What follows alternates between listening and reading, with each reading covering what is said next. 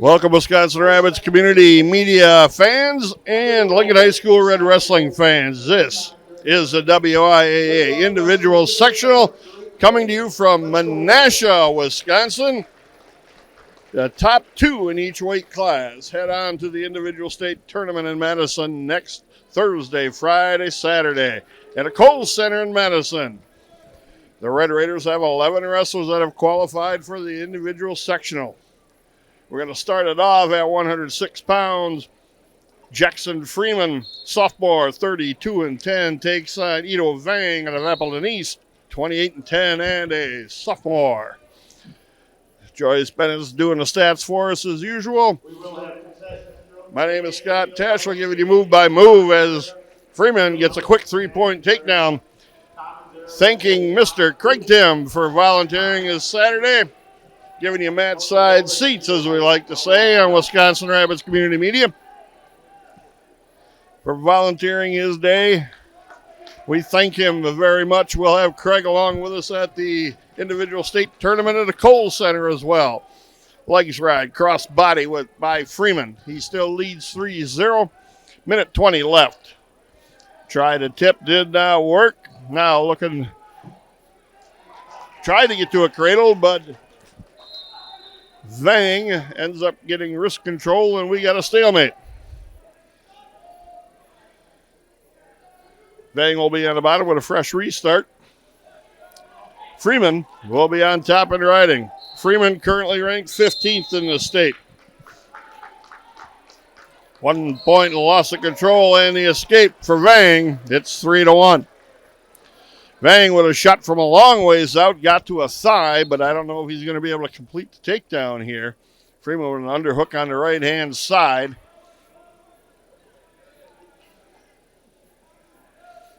Both on their feet.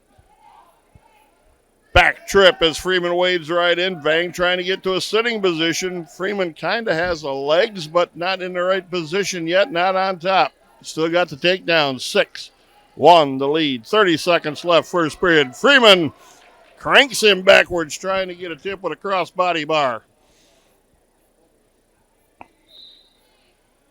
Vang fighting hard on top, now puts that arm behind the head. Now the referee's counting near fall. Got 4 laying there. 8 seconds left, first period. That's probably the way this period's going to end at 10-1. First period done. Flip of the disc. Comes up green. Vang's choice. He's going both up. Interesting choice as he's gotten taken down twice. Freeman with a feint. Shot from too far out. Gets to a collar tie. Moving Vang's head around. Shot again. Missed the leg. Vang with a reach in. Freeman counters. Cowcatcher toss. No takedown yet. We're in a scramble. Vang reached back and got the knee on the right side of Freeman. Vang trying to sit through. Freeman's got wrist control. Now Freeman's got to figure out how to get a takedown. He pulls him back towards him, covers him. 3, takedown 13-1. The Red Raider near fall coming again. Near side cradle. He just walks that half over to the top. Vang's outside the circle, but they're still inside. For near fall 17-1. Tech fall. 1:07 left, second period. Jackson Freeman.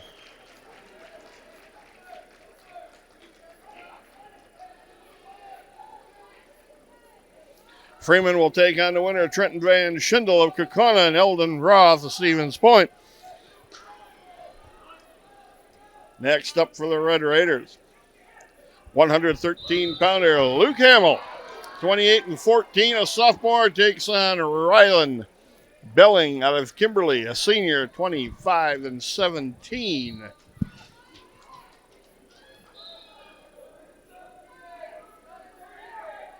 Belling just forcing in with the block.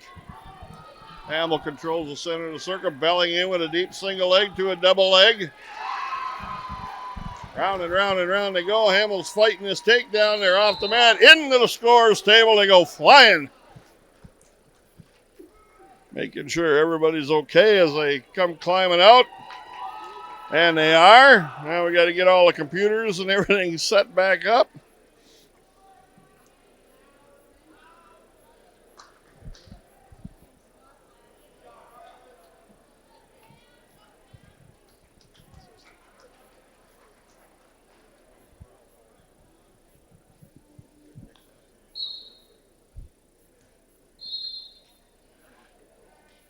Back on their feet now with minute 24, 0-0. Hamill with 2-on-1 wrist control. Working off of one knee. Try to drag him in a little bit. Bailing fighting to get his hands free, which he has done.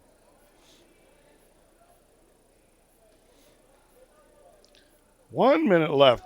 Ankle pick by Hamill. Couldn't quite complete the takedown. Bailing fought it off. Pretty strong underneath his Bailing.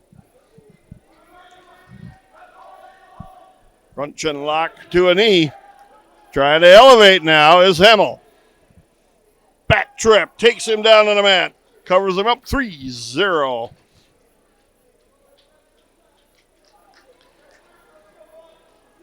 "35 seconds left. Hamill chops that right side wrist down. Trying to get a stack here. Again, out of bounds rules look like this year. They have changed. If any part of any wrestler is on that line or inside of it, they are still in bounds. Hamill's got to get his head up here.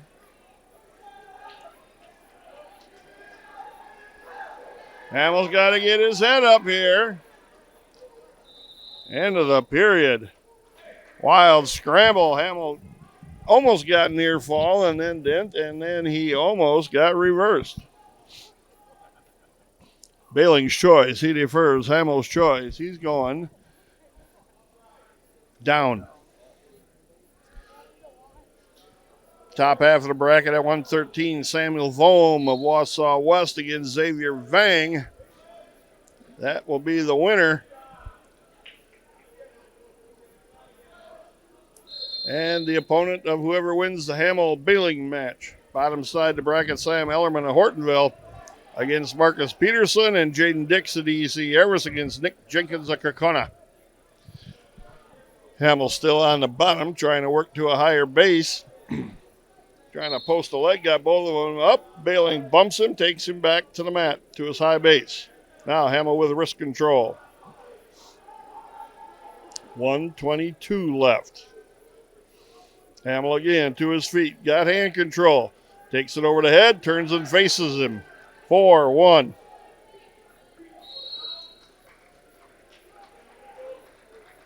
And the referee said they're out of bounds. Again, Bailing fairly physical here in the upper body. Hamill leads 4-1 with 1:10 left, second period.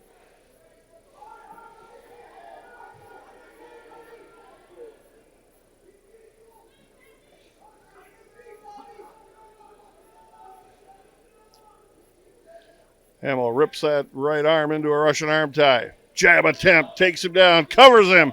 Nice takedown by Hamill. 7-0 the lead with 45 seconds left, second period. Okie choke. The official said no near fall.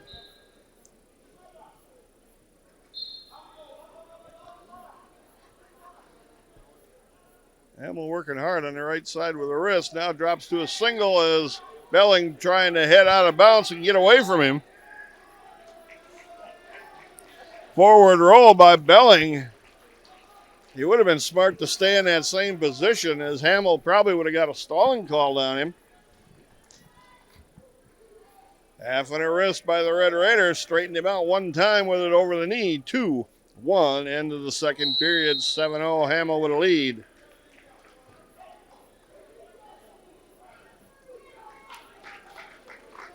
Bailing's choice going on their feet. Baling dives in. Hamill didn't protect the legs enough, stood pretty high. And Hamill gives up the takedown. It's 7-3 now, minute 50. You can't let him come back into the match. Barbed wire underneath. Hamill comes to his base. Hamill with the escape. It's 8-3 now. Hamill. Wizard toss. Out of bounds they go.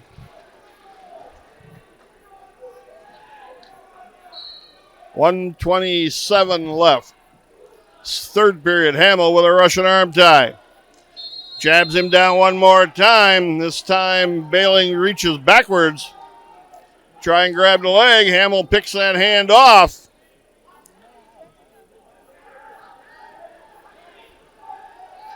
Hamill's up pretty high. Can't get his head pulled underneath. Baling is trying to work underneath here and trap Hamill. 55 seconds left. Now Hamill bails out, comes back to his feet. Baling in a throwing position. Got to stay out of the throws. Bailey's setting up an over and under toss here. Lateral drop by Hamill. Takes him down to his back. 30 seconds left.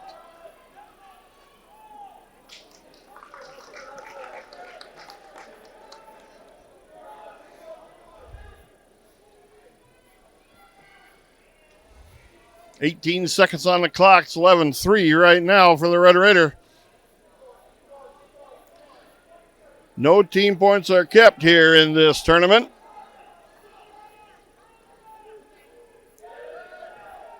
Hamill trying to pick an ankle and control Baling, which he has done. 15-3, excuse me.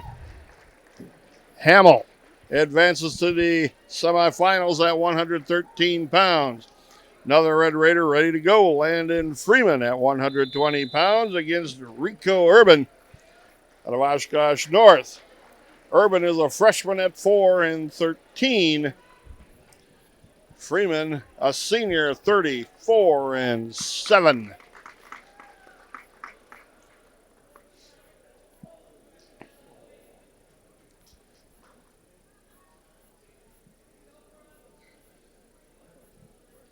Richco Urban, Oshkosh North, the freshman, 4-13.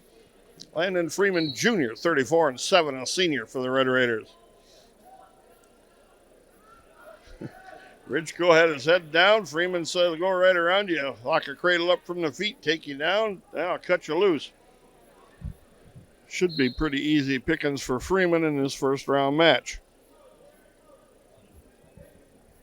Round the corner again. Picks the legs, covers him up. Another takedown, 6-2 on the free cut loose point. Again, same takedown each time. Goes over the head, little front headlock action, and then spins behind on a sweep shot. Barr on the right-hand side, looking to grab it to an Ellsworth. Now he's got that bar locked up. Going to take him over. Near fall coming. It's 9-2 already. It's going to be 13-2 with the near fall and a minute left.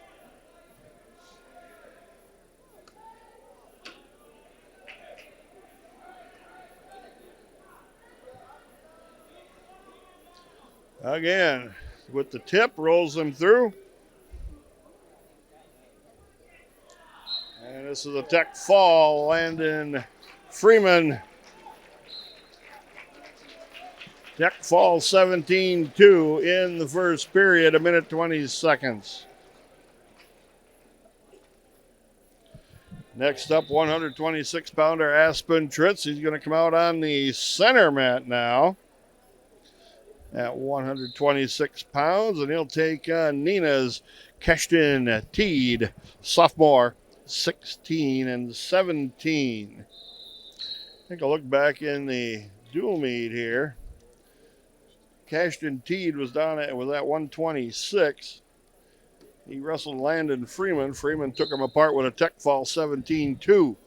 This is going to be wide open offense here by Aspen Tritz. Front power half shucks him on by, runs him over. And again, sometimes it's just too wide open for Aspen Tritz. Got a cradle locked up. And he can get himself a little out of position just being in such a huge hurry. There's the pin in 28 seconds on the fall for Tritz.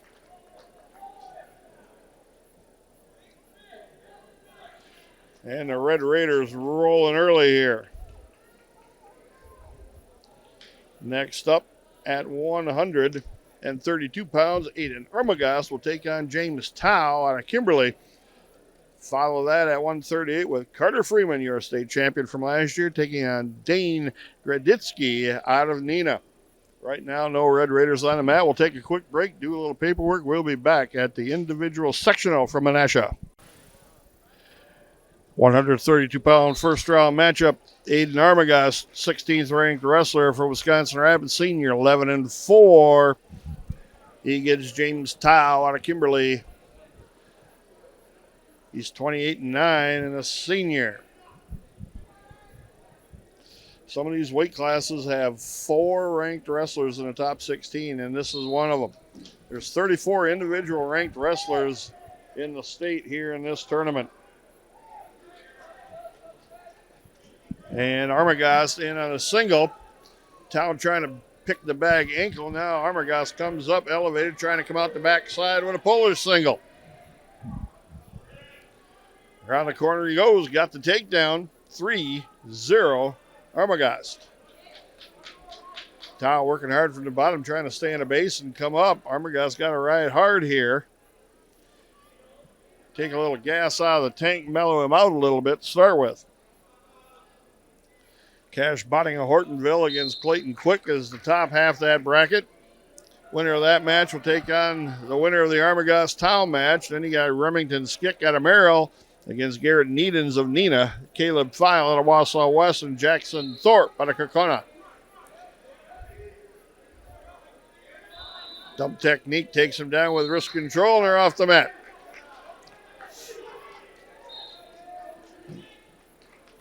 Tao's working hard from the bottom. Got up to his feet twice now, and Armagast able to remain in control.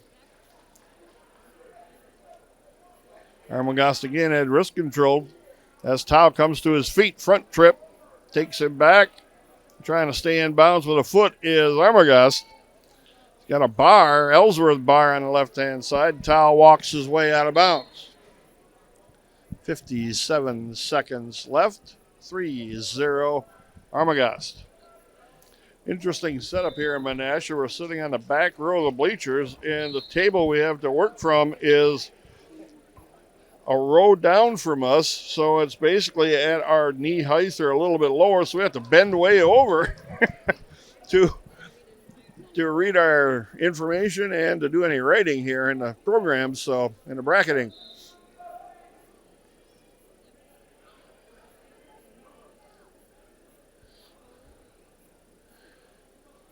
Cal Takis is the official on this mat, a referee that we've seen quite a bit. And the other ones I've seen the other gentleman, one other gentleman.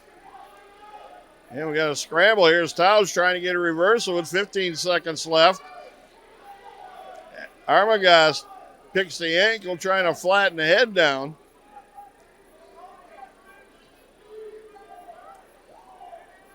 Three seconds, 2, 1. Tao trying to come out the backside. Ackerman got to fight hard here. No loss of control, says the official. Can't allow those things to go on in your match. Armagast's choice, he goes deferring that choice, and Tao's choice, he's going to pick down.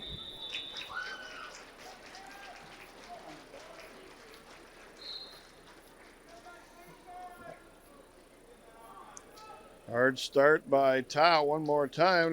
Armagast catches up, gets back in control. Trying to work on chopping some arms in. Got a half Nelson down spiral ride.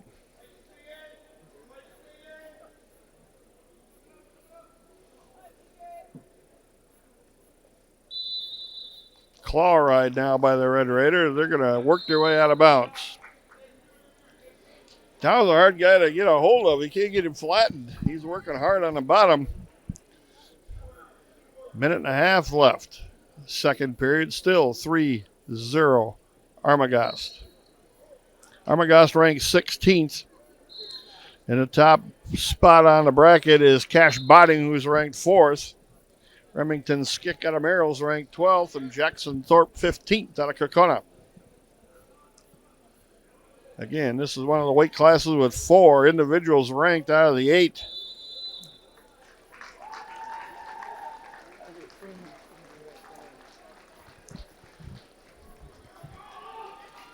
And in the scramble, Tao gets his 1-point escape.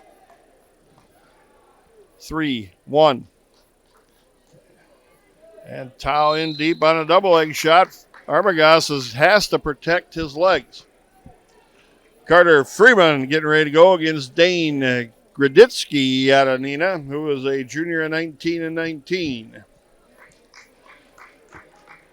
Tao again with a shot in, shuck on by Armagast. Front headlock now. Trying to come around the side, pick the ankle. Short drags on by. They're on their feet yet. Takedown now by Armagast. Good work there. 6-1, 28 seconds left.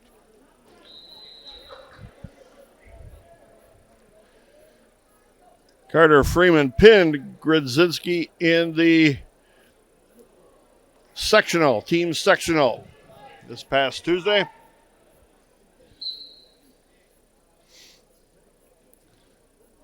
Short time here, run the clock out with 4 seconds left with a 6-1 lead for the Red Raider, Nathan Armagast.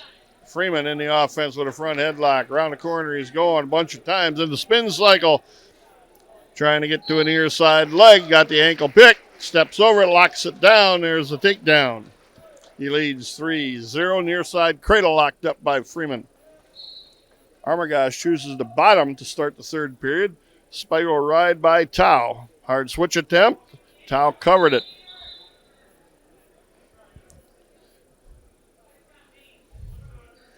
Armagast works to a high base.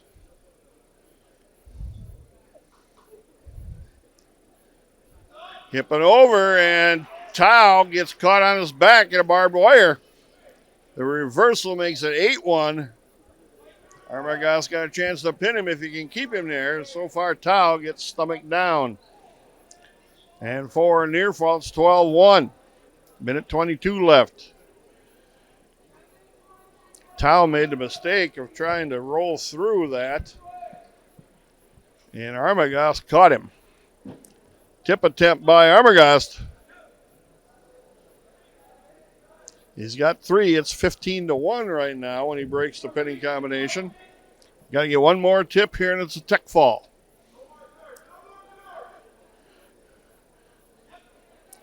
Can't get your head caught. And Tao felt it coming. Carter Freeman's match is stopped right now. Granziski's got a bloody nose, I do believe, so they're cleaning that up. 40 seconds in the Armagast match.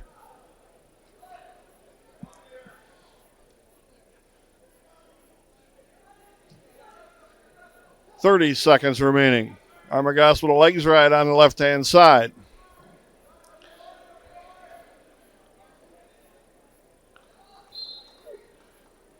Can't get caught here.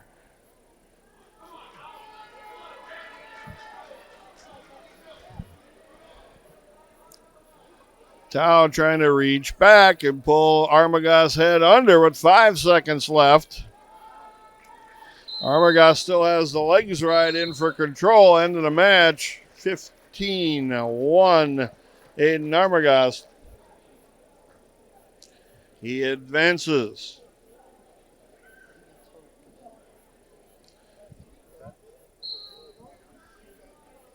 And he will wrestle Cash Botting out of Hortonville in the semifinals. Carter Freeman's match now, leading 7-0. Takedown and near fall. He's got the arm pinned across the back, bars it up, runs a half, catches a leg, and they ran out of time. Another 10 seconds on the clock, and Granditsky was going to be getting a mat slapped on him. On their feet. Starting the second period, 7-0, Carter Freeman. Sweep shot by Freeman, re-shot by Granditsky. Front headlock around the corner we go again. Spin cycle. Granditsky can't keep up on his base. Freeman just too fast for him. Takes him down. And then Granditsky back to his feet, working hard to get to his feet, but it ran out of bounds. So Freeman will get a reset.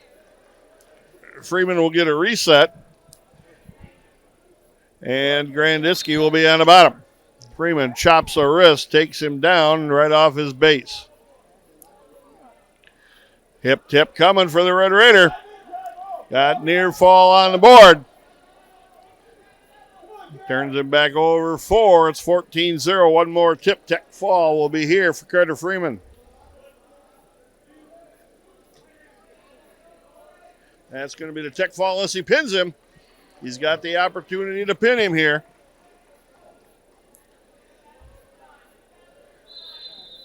Tech fall, Carter Freeman, 18-0.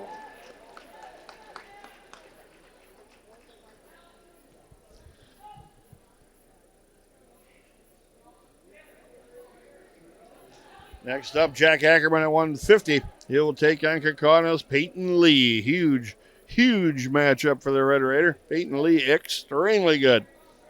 Follow that with Mason Tritz at 157 against Tyler Cruz out of Kimberly. We'll take a quick break. We'll be back with more Lincoln High School Red Raider Wrestling when we return.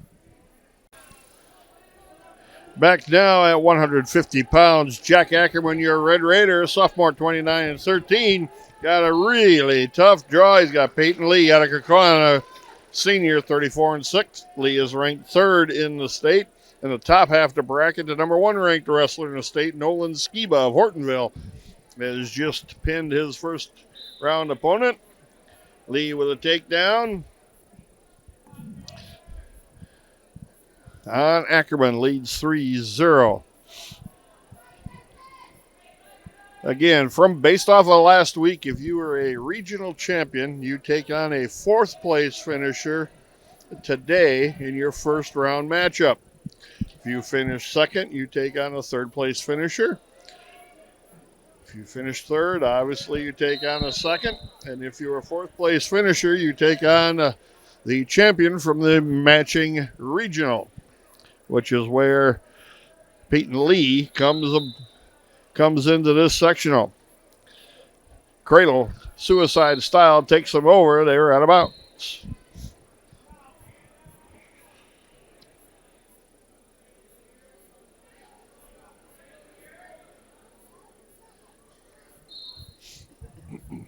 And Ackerman has got to catch Lee here one time if he can, which is going to be probably pretty tough to do. Lee is very good.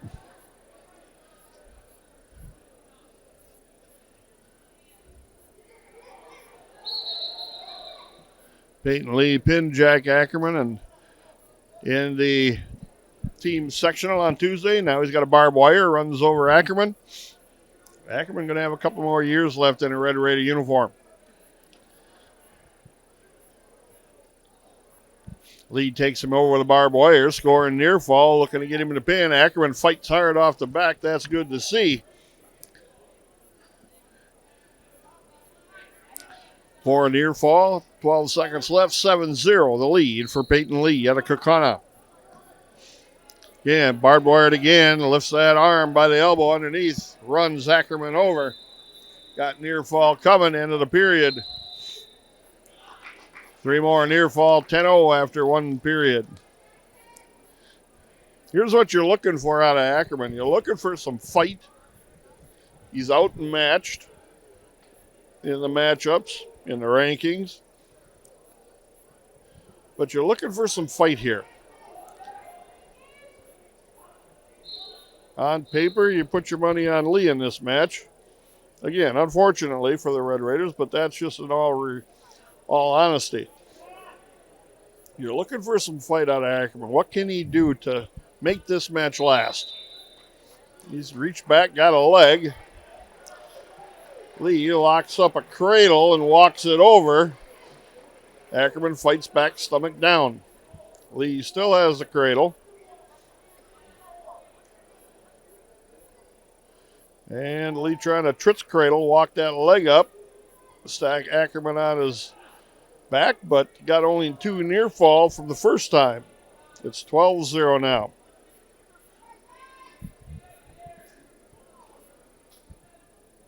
The loser of this first round is done wrestling on the individual side this year.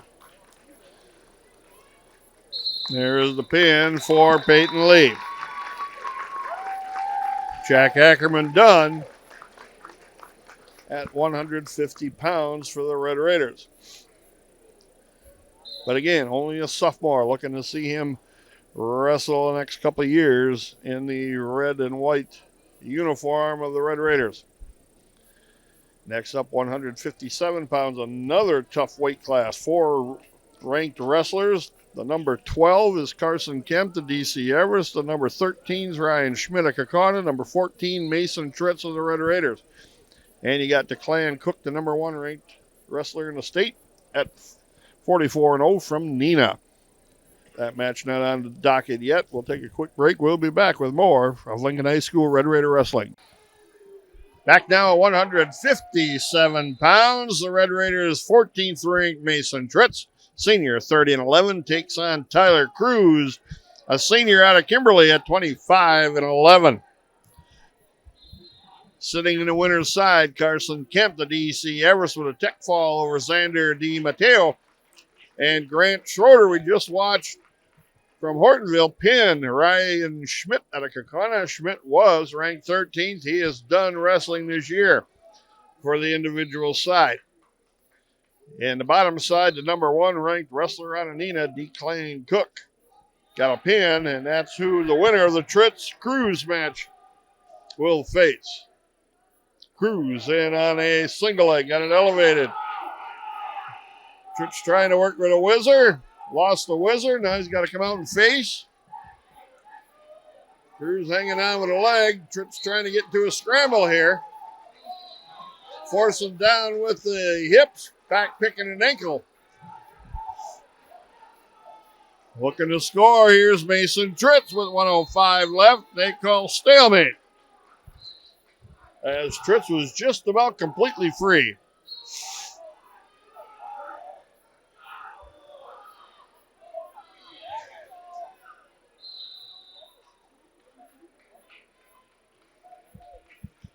Tritz now into a single, but he's getting stretched out.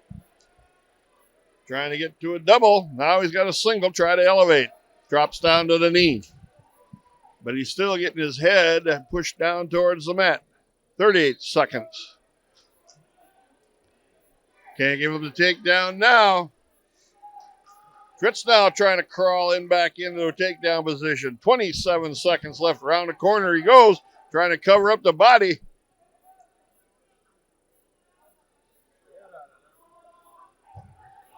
No points yet. Still in a scramble. 15 seconds left. Tritz picking an ankle. Cruz got a knee.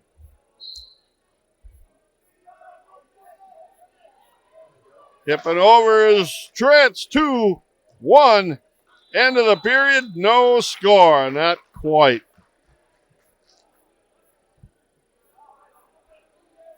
0-0 after 1. Now, Cruz's choice, he deferred. Thank you very much. We'll take the bottom position there. Again, the thought process is you're looking at the very, very last period in overtime. If you're 0-0 after 1, you exercise your choice and you take a position where you can score first. Cruz out in front, over top. Tritz has got the elbow, working up around the body. This is Mason Tritz style wrestling here. Keeps the elbow, covers up the body, still big in the center of the balance. And Tritz pops the head out, gets the reversal. He leads 2-0, minute 22 left. Second period action. Tritz scored first. That's huge later on down the road if it goes that far. Cross face. Cradle. Tritz walking ahead towards the knee. Going to try to get it locked up. This is what he specializes in. Tritz lifts. Pulls. Cruz over. Near fall coming if you don't pin him. Cruz's shoulders up a little bit high on the inside. Triple trying to settle it in here. 50 seconds remaining. Tritz kicks the leg out, and the referee in the wrong end to see the shoulders. 4 near fall. It is now 6-0. Cross face again by Tritz. Reaches in the thigh. He'll try to lock up the cradle one more time. I think he's got it locked. Takes him over conventional style again. 22 seconds left.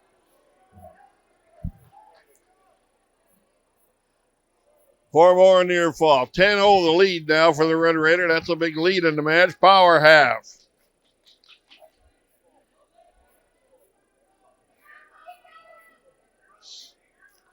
Tyler Cruz, the senior, 25-11.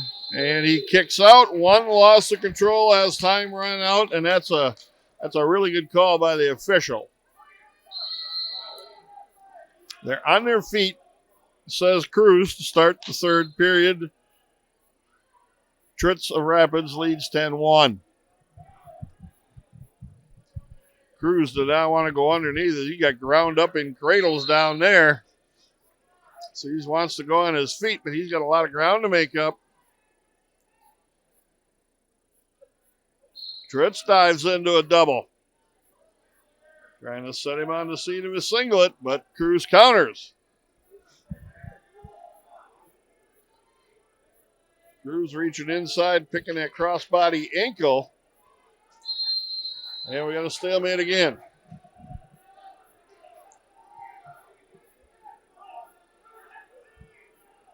.123 left, 10-1 Tritz. Tritz got to put together a smart minute 15 seconds left. All you're doing is looking to advance to the next round.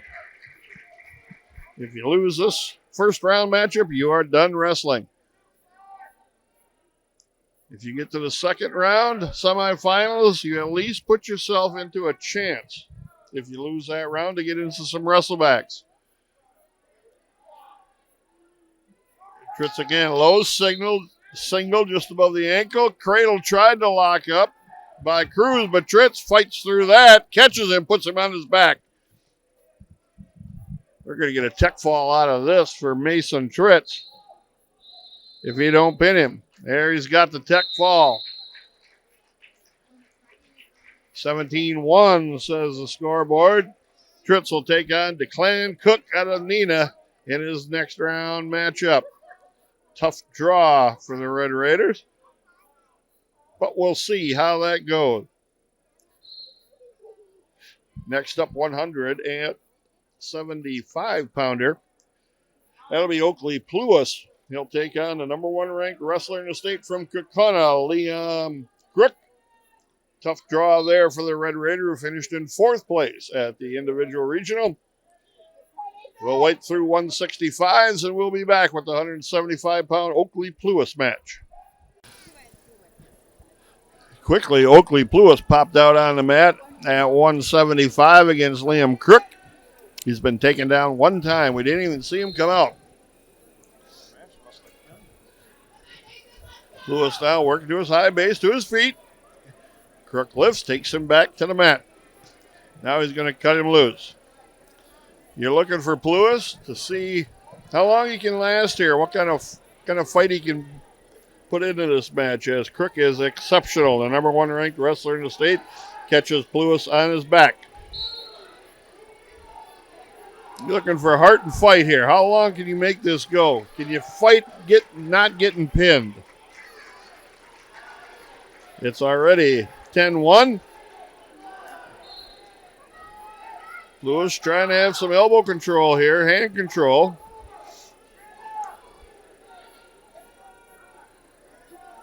Crook hits a crossface right off the bat there after Pluis had wrist control for a while. He's walking Pluis' head towards his knee, then loses that crossface. Takes him across his knee over to his base. Again, Pluis, a freshman. At 18 and 22 for the Red Raiders. Crook, 40 and 1, junior for Kaukauna, number 1 ranked in the state.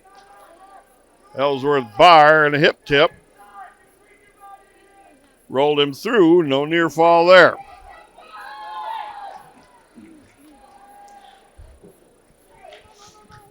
Two seconds, one, end of the first period. Oakley Pluis made it to the second so far. You're looking for little victories here. 10-1. Liam Crook, and he takes a down position to start the second period. Again, this is another tough weight class. You got Ryland Schneider out of Oshkosh West, who's ranked 4th. And Liam Crook ranked number 1. Blake Bankston at DC Everest ranked 7th in the state.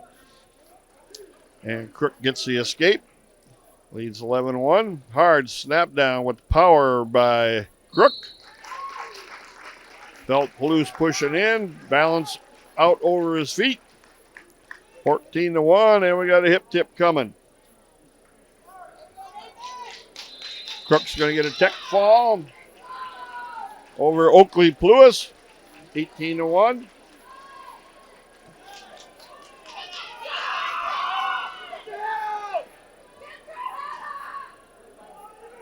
And Pluis is done this year for the Red Raiders wrestling, but we have 3 more years to see that young Red Raider wrestle again.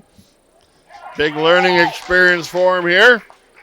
Next up, Kyler Tritz at 190.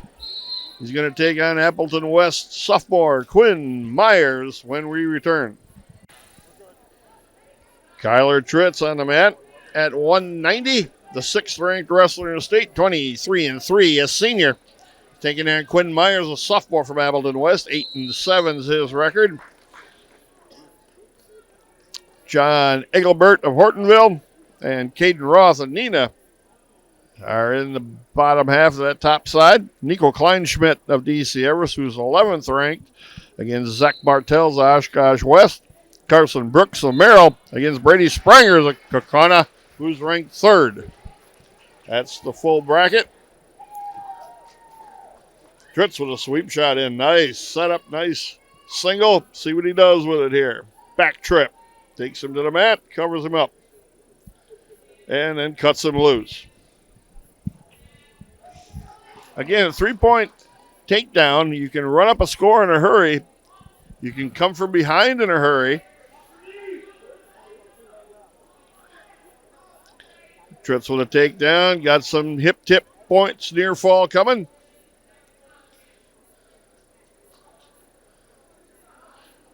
Four more near falls, 10-1 right now with 52 seconds left first period.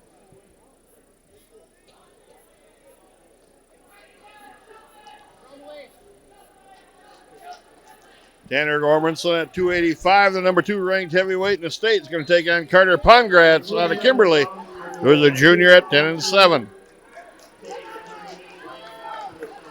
And that's a really tough weight class as well, as you have Nehemiah Lendobeja of Kaukauna in the bottom side. William McCorrison, 12th ranked out of Wausau West, possibly going to be the opponent for Tanner Gormanson if he wins his first round matchup. 7 seconds left. 14-1, Tritz with a lead. He's still working, and they stopped the wrestling at the end of the first period. Disc comes up red. It's Tritz's. He's going to go on their feet, going to end this in a hurry.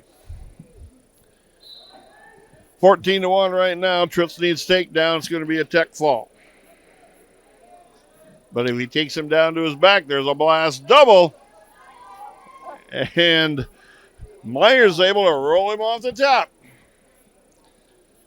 Not sure Tritz expected that one. Myers with a bad shot. Tritz crawls right back in. Got a single leg. Got it elevated. Takes him down with a cradle. Got a chance to turn him and pin him. No, gives that up. Takes a tech fall instead. 17-1.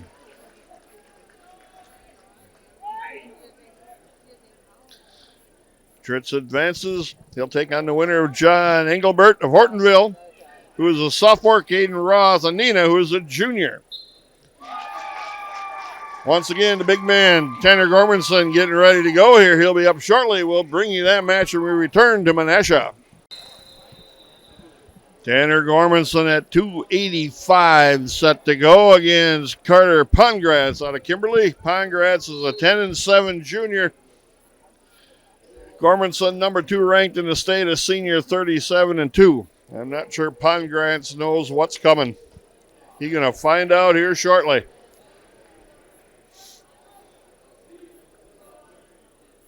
In the heavyweight weight class, Gormanson's ranked 2. Nehemiah Lendobeja of Kokon is ranked 3. William McCorrison of Wausau West is in Gormanson's half bracket. He's ranked 12th. And Gormanson with a takedown and an armbar inside of 15 seconds. And Pongratz looking to crawl out of bounds. Restart coming.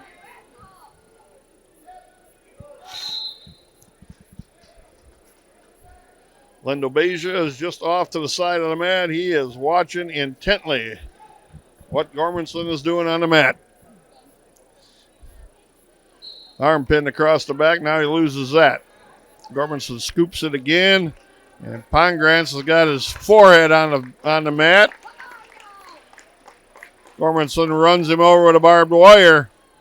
Gets a knee right in the side of the head for his trouble. Yeah, don't get in a hurry here, Tanner. It'll come. Wrist chopped down again on the left side by Tanner Gormanson. Batman roll, but Gormanson's felt that coming all a while. He's got the wrist tied up, and Pongratz goes over on his back. 45 seconds. Don't need that much time. Gormanson with a pin.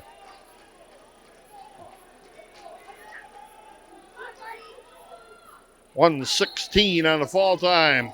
Tanner Gormanson, your Red Raider, advances to the semifinals. He'll take on the winner of Wausau West, William McCorrison, Appleton West, Javonta Johnson. 1 round complete for the Red Raiders. 2 wrestlers out of the 11 are going home.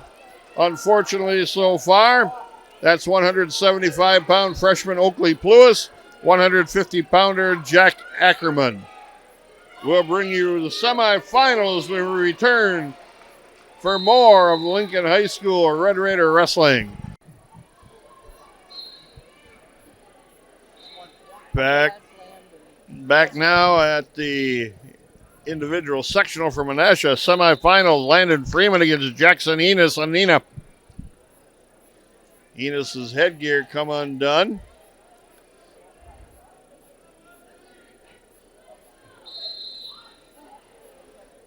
Landon Freeman. Let's see if these two did not wrestle in the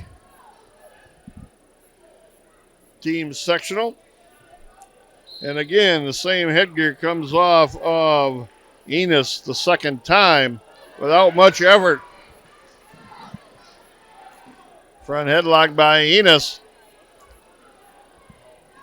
He's trying to work real hard, real physical here on Landon Freeman at 120. Jackson Freeman yet to go, but they'll come out shortly. Stepping in with a knee pick is Freeman, and Enos with a whizzer is countering. Limp arm out by Freeman, gets a takedown and the lead. With 1:08 left, first period, 3-0 the Red Raider. Armbar on the right-hand side, trying to get that opposite side wrist trapped. Red Raiders will have Jackson Freeman at 106 against Trenton Van Schindel out of Kokona. Luke Hamill at 113 will take on Wausau West Samuel Volm. Things get really tough this round.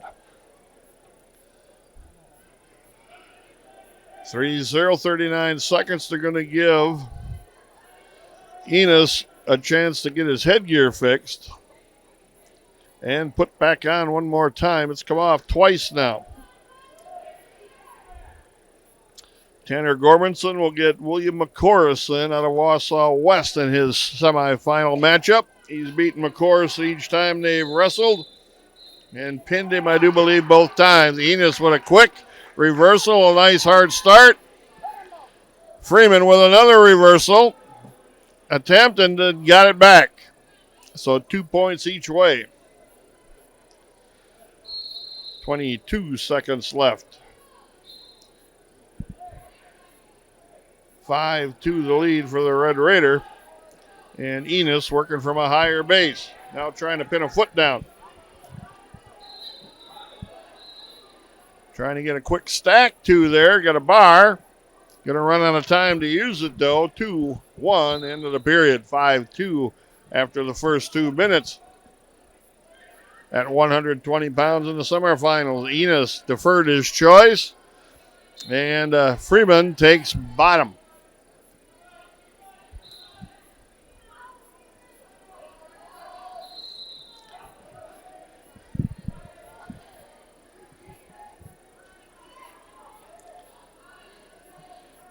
Escape by Freeman, and the 1 point gives him a 6-2 lead. And the other side of the bracket, Titus Seafelt Towel of Wausau West. Another takedown by the Red Raider. Landon Freeman is taking on Andy DiPiazza of Kaukauna, who's ranked number 2 in the state. Landon Freeman ranked number 11. Got a bar, trying to run it over is Freeman. Switches sides, fires a half and a bar. Enos fighting hard to stay chest down. But he's getting run over now. Near fall should be coming.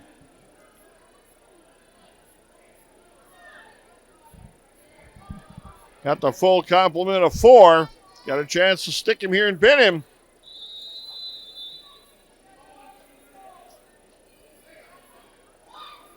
Pin for Landon Freeman. He is in the finals at 120 pounds. 3 minutes, 7 seconds on the fall time.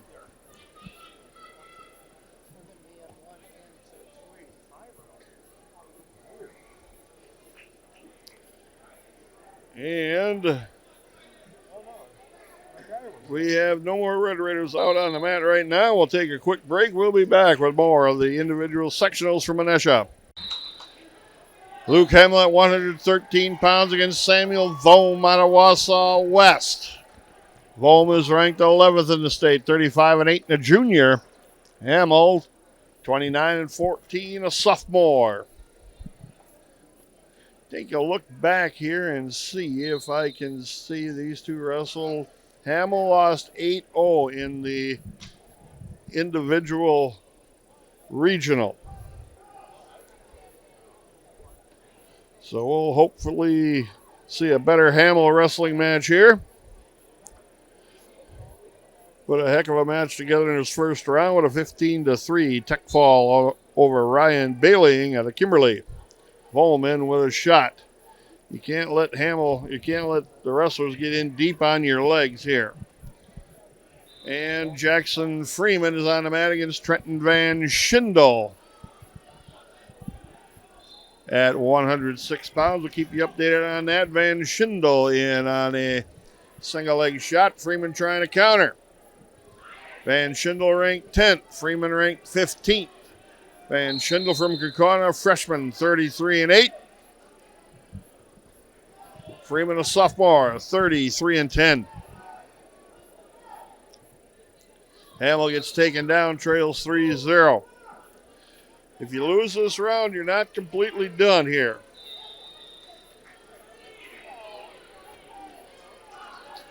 Three takedown, Jackson Freeman over Van Schindel.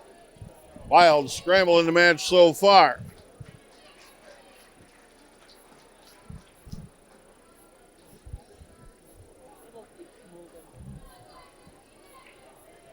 Hamel on the bottom with 37 seconds left yet. Still trying to build a base here. Freeman on top of Van Schindel riding with a 3-0 lead. 40 seconds left, first period.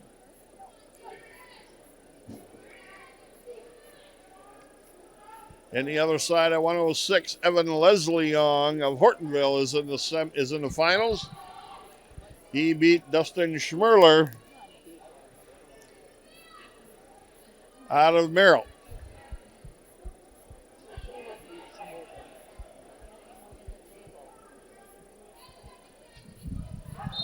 End of the period, 3-0 Hamel trails after 1. Freeman still riding Van Schindel here, and Van Schindel trying to get to a reversal with 2 seconds, 1, end of the period. And we have another Red Raider on the mat. Aiden Armagast at 132 against Cash Botting out of Hortonville. Tough matchup here for the Red Raiders.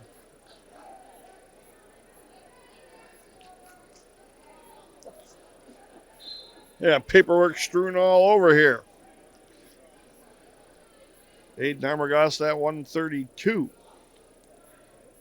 Cash Botting ranked 4th in the state. From Hortonville, Armagast ranked 16th.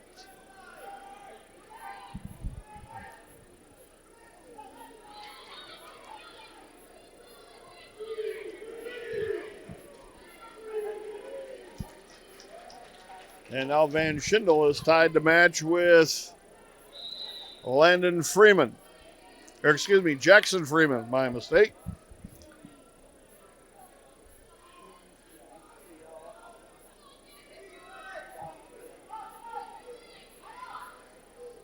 Cash Botting has taken down Aiden Armagast, leads 3-0. Hamel got taken down a second time by Volm of Wausau West. He trails 6-0. Jackson Freeman and Trenton Van Schindel tied at 3. 58 seconds left in that period.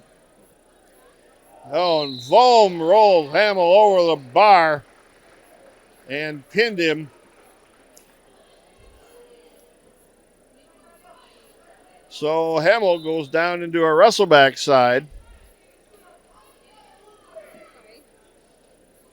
And he will take on the loser of Sam Ellerman of Hortonville and Nick Jenkins out of Kokona.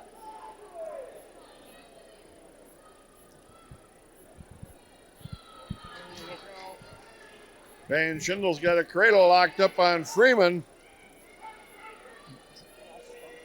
Aspen Tritz on the mat at 126 against Hunter Taft out of Kokona.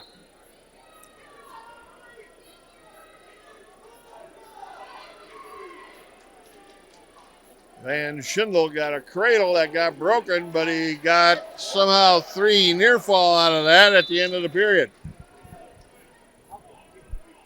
6-3 with Van Schindel in the lead, and Freeman's got to come from behind. Van Schindel's going down.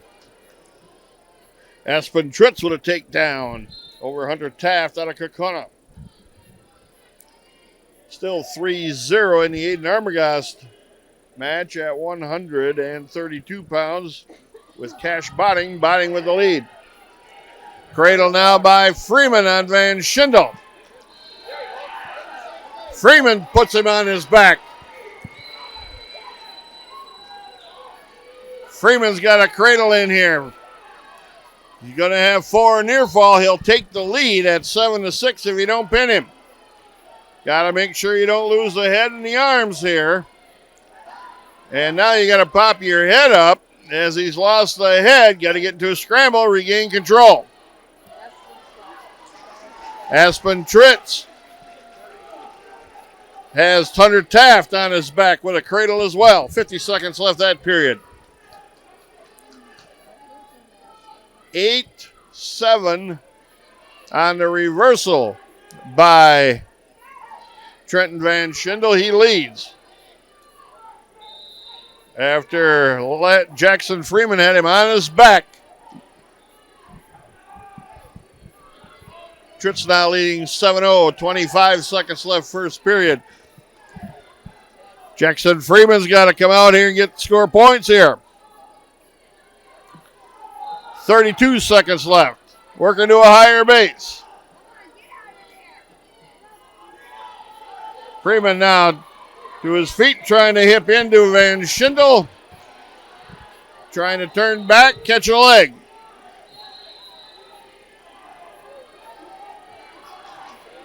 (11-1) the lead, Aspen Tritz. In a scramble, Freeman. 8-7. Got to pick the handoff. Got the reversal as time runs out. 9-8. Jackson Freeman over Trenton Van Schindel. Wow, what a wild match that was. We're going to move you over to the Aspen Tritz match.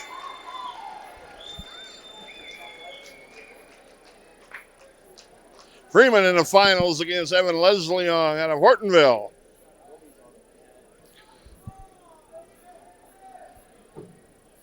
(120-pounders on the mat, along with 126 Aspen Tritz right now.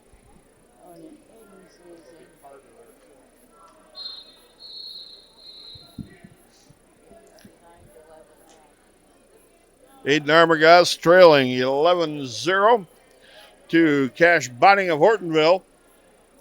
And again, if you lose this round, you are not out of the tournament. You're just in the wrestleback side. Dan, you really got to wrestle.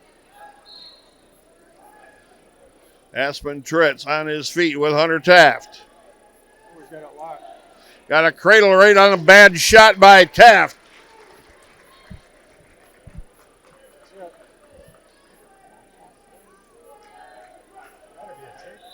Gave him the takedown. It's 15-0. There's a tech fall, Aspen Tritz.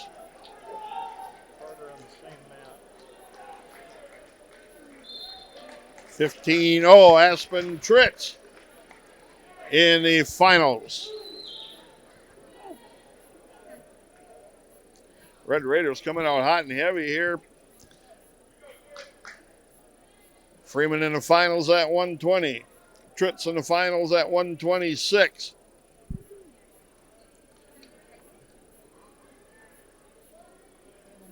Jackson Freeman in the finals at 106. Hamill in the wrestlebacks at 113. And this is Carter Freeman at 132. Or excuse me, 138, taking on Perry Bayer of Kokona.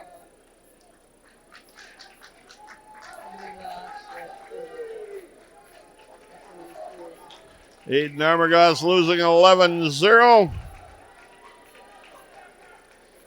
At 132 pounds, he is in a wrestleback.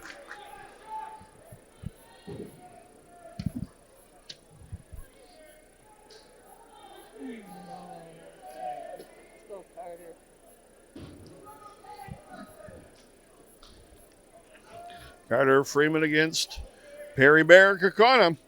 Bayer got a 17-4 win over Alexander Voigt of Wausau West in the first round. Freeman tech fall 18-0 over Dane Groditsky of Dina. Freeman backing Bayer around the mat here with an underhook. Still 0-0. Slide by Freeman. Trying to front trip him. Drops down to a single. Takes him down on the edge of the mat. 3 takedown. Freeman. Off the mat. Going to get right into the head table there. So the officials stopped him. We've seen mat number 3 scores table cleaned out once already and almost the second time. Freeman gives him a free ride to his feet and a free point. 3-1, and you're working on their feet with 38 seconds. Trying to get one more takedown before the end of the period. Nice little sweep shot. Freeman says counter is not going to work. 6-1 the lead, 24 seconds left.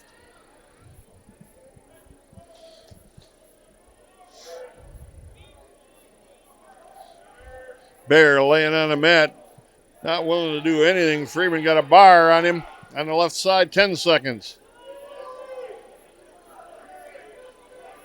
Kokona qualified all 14 weight classes to this individual sectional. End of the period, 6-1, the Red Raider Freeman with a lead. He's exceptionally quick. Freeman's choice are going on their feet now. as Bear was thinking he was going down. Freeman caught his finger there. You can see him hang on to it. A little underarm toss there by Freeman. Puts Bear to his back, but Bear able to roll off it. Freeman 9-1 the lead. Wrestling on top, riding. Got a wrist control on the right side. Now they're just going to cut him loose. Going to give him a little harm on the way up. 9-2 the lead for Freeman. Bear blocking. Freeman with another shot in. Takes him backwards with a dump. Cuts him loose one more time. We're going to wind up the offense here. 12-2. 12-3 right now. Freeman underhook again, wading in. Tried a near side single, missed that one. Bear wades in with a headbutt and just pushes Freeman off the mat. Bear getting a little frustrated. That won't affect Freeman at all.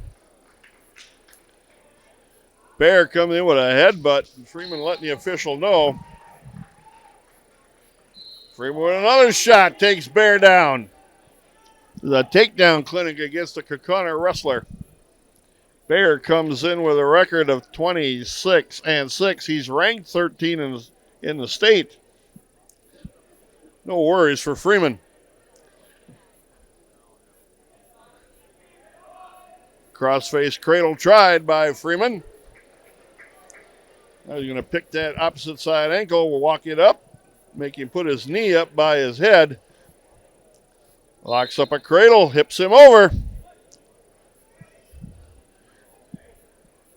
This is a tech fall on the mat if Freeman don't pin him. Tech fall, Carter Freeman. 19-3 for the Red Raider. He's in the finals at 138 pounds. He'll take on the winner of Josiah Beltran of DC Everest, who's ranked 9th, or the third-ranked wrestler Edwin Schroeder out of Oshkosh West. That match going on right now. And we get a quick break. We'll catch up on some paperwork. We'll be back with more Lincoln High School Red Raider Wrestling. Tough matchup here at 157 pounds. Number 1 ranked Declan Cook out of Neenah. 45-0 junior. Takes on your Red Raider Mason Tritz. 31-11 senior for the Red Raiders, and Cook with a quick takedown. And they're going to cut Tritz loose. Declan Cook is exceptional.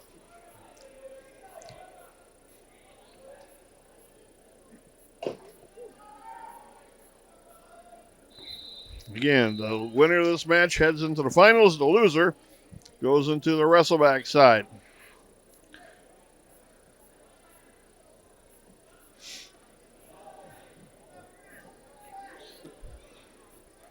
Takedown again by Cook, 6-1. And they're going to cut Tritz loose again. The least of 3 positions for Mason Tritz would be where we're at here, on our feet. Just does not have the quick twitch muscle. As Declan Cook, you can see, does. And around he goes. Takes him down one more time. It's 9-2 with just under a minute left. Going to cut him loose once they get to their feet. Tritz tried to hang on to a Russian arm tie, but Declan Cook just ripped it away from him. And another lightning quick bear roll takedown. Catches Tritz.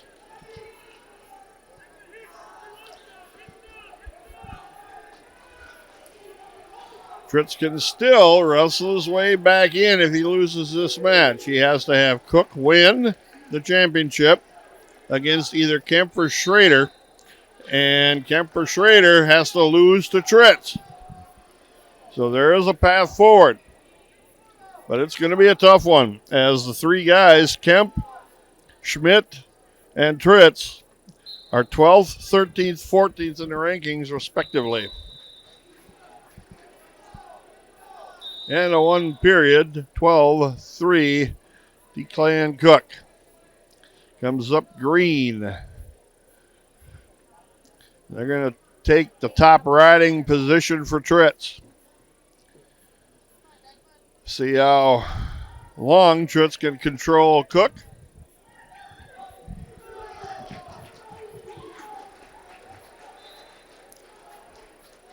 Cook pins the legs down, comes to his feet, reaches back through between the thighs. Tritz trying to hang on to a leg, and Cook comes around the corner, going to try to lock up a cradle of his own now. Just too much power and too good is the Clan Cook. He's got the reversal. 16-3, and he's got the cradle locked up.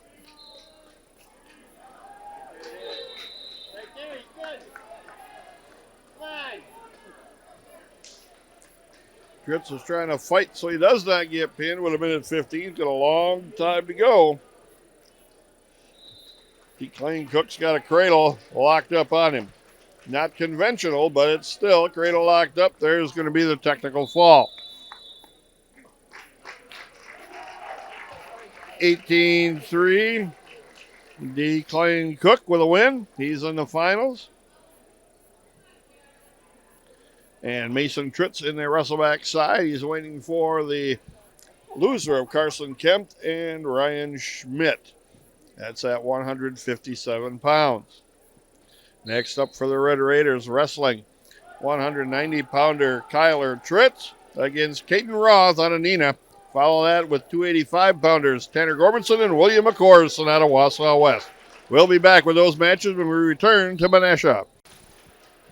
Kyler Tritz coming to the mat at 190 against Caden Roth out of Neenah. I do not believe these two met in the... Nope, they had Caden Roth up at 215 in the team sectional. Kyler Tritz, Caden Roth, Nico Kleinschmidt at E.C. Everest, who's ranked 11th, takes on Brady Sprangers of Kakon, who's ranked 3rd. That's the semifinals here. Winner goes to the finals, loser into the wrestlebacks.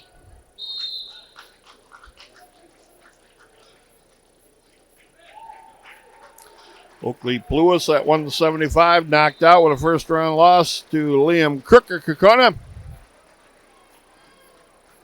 As was Jack Ackerman at 150 to Peyton Lee of Kakona.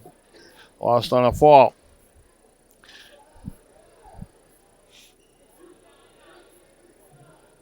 Front headlock by Roth. And they go out of bounds.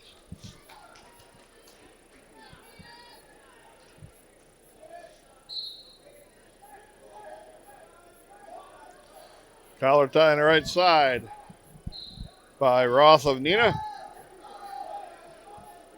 Tritz with an elbow tie of his own. Roth with hand control. Tritz with a shot in. Roth counter.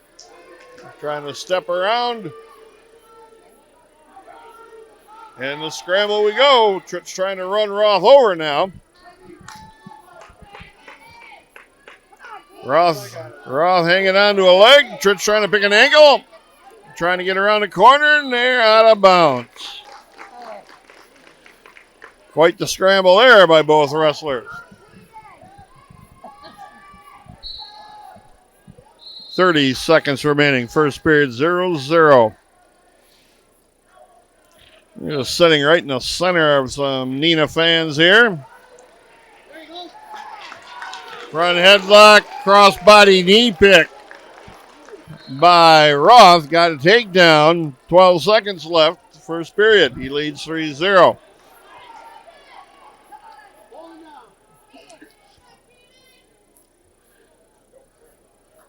End of the period is here. 3-0. Caden Roth with a lead. Tritz's choice, they defer. Roth's choice, going on their feet. Interesting choice there.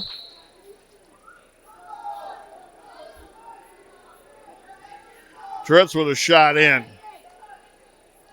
Into a double lift, turns the corner.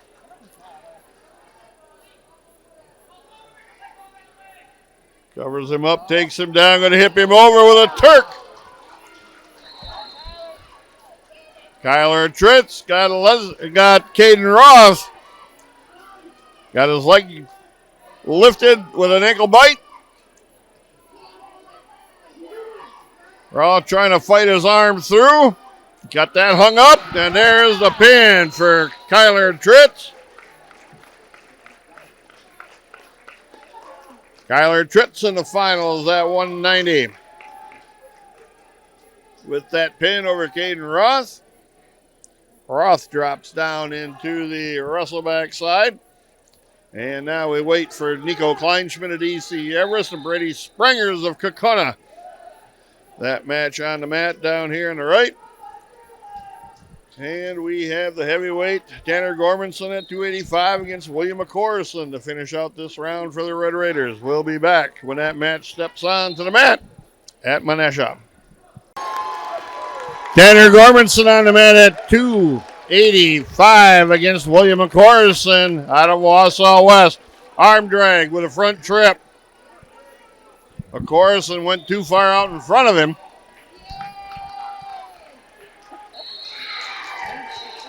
Nico Kleinschmidt somehow survived the match at 190. He is in the finals with Kyler Tritz. Tanner Gormanson, underhook on the right-hand side. Blocking is McCorson with the head. McCorson backing around the mat. He's got that head stuck right in the chest there, blocking.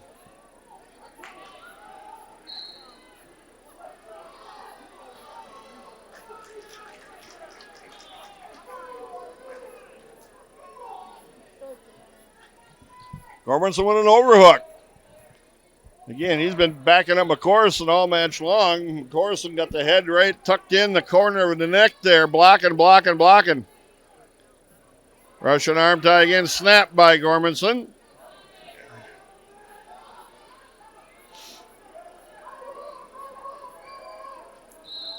Again, you can't take this match lightly here. McCorson's a big fella. You don't want him to get on top of you. One mistake could cost you.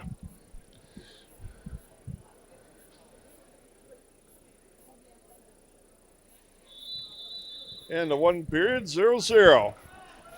Flipping it is, comes up. Green, that's McCorson's. He's going to defer. Thank you very much. 0-0 after one period. You exercise your choice. Gormanson's got a chance to score first. Gormanson builds to a high base, working on hand control. McCorson cuts him loose. Gormanson with the 1 point, the escape, he scores first. In the other finals, you have Josh Woznicki of Stevens Point against Nehemiah Lendobeja of Kokona.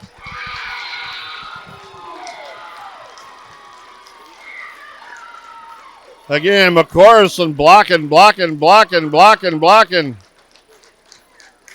Try to crossbody knee pick, warning, stalling McCorson. Can't get caught pushing in. McCorson will try to throw.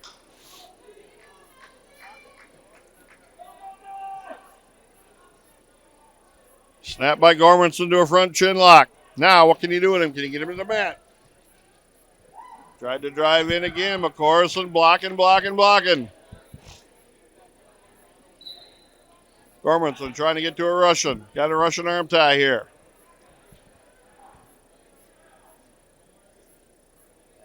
McCorson again, head stuck in the chest, blocking. 36 seconds left. Takedown here would be huge. Crossbody knee pick missed again by Gormanson. I think he can snap him down or drag him down to the mat.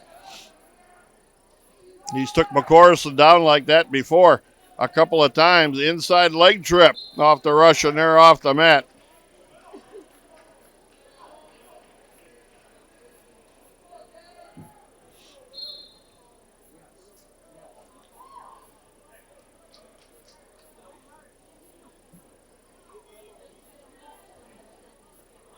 Front headlock again by Gormanson.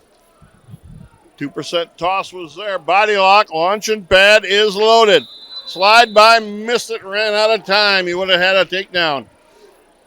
McCorson's choice. Now he goes down.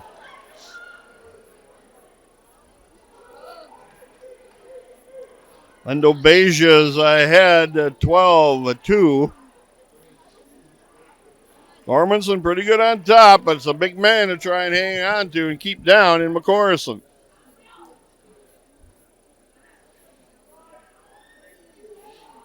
Gormanson with a little ankle bite here.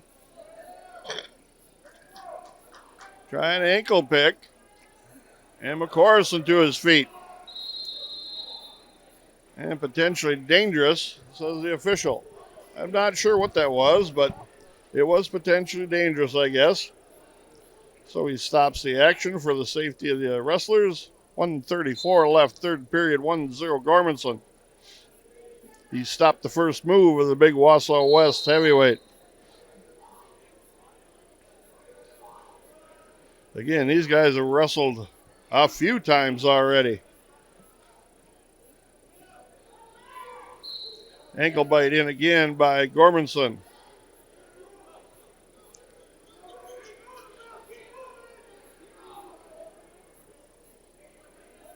.104 left. Half on the right-hand side. Looking for a wrist is Gormanson. He's got McCorson on his chest. Lost a half Nelson. Gormanson's got a wrist tied on the left side here. Got a bar now. And McCorson's going to go over. 37 seconds. Gormanson kicks over the top, puts pressure down. That's pretty tight. There's the pin for Tanner Gormanson. He is in the finals at 285. He will probably be taking on Nehemiah Lendobeja out of Kaukauna. That's number 2 and number 3 ranked in the state. Going to go at it in the finals. We'll be back with more Lincoln High School Red Raider Wrestling when we return. Championship matchups. These are the finals and some wrestleback matches. Jackson Freeman in the finals at 106 pounds against Hortonville's Evan Leslong.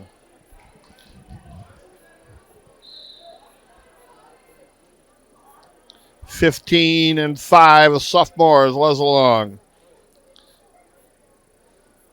Freeman, 34-10, a sophomore. These two wrestled before. Freeman did not have a good go of it against Leslong. Leslong underhooked him, driving in on a double, and they slide right off the wrestling service. Again, a much bigger body in Leslong to Freeman. Again, they weigh the same, but the body structure is a lot different. More power in Leslong. Slide by Freeman. Leslong stood there and took it. Front collar tie goes underneath to a single leg shot. Trying to get to a double is Leslong. Freeman locks up through between the thighs, and the official gives a takedown. 3-0 Leslong.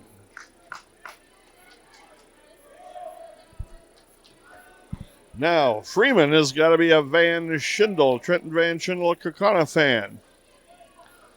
As if Freeman happens to lose this match, he wants Van Schindel to win his match in the wrestleback side because they've already wrestled and Freeman has beaten Van Schindel. So Freeman could go behind Leslong as a second placer.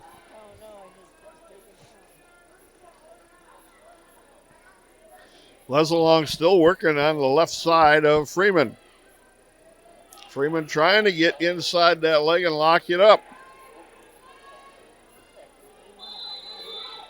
Leslong out over the shoulders of Freeman. Freeman trying to get to a Granby. Got 8 seconds left. Going to get some near fall, but Lesalong, just too much power, rolls through it. And 2 more reversal coming back. Freeman couldn't hold that.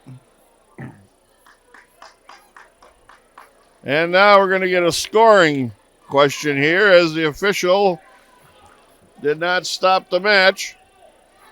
6-3. 6-3. Freeman with a lead. They're going on their feet. Again, the assistant official is supposed to call out time, and I'm not sure he did or wasn't heard. Again, Lesalong's got power in his body here, only at 106 pounds. He just outpowers Freeman. Freeman trying to get to a headlock. Lesalong got his leg elevated. Front trip. Freeman able to kick free, and they go out of bounds. Lesalong a little slow to get up here. So he's got a shirt on underneath his singlet. And his first shoulder injury, you can see a little bit of a wrap job underneath the left side shoulder. Freeman is shot in, arms wide open, easily countered by Lesalong. It's still 6-3 Freeman. Lesalong double underhooks. Freeman tried to headlock. Lesalong steps in with a body lock and a trip.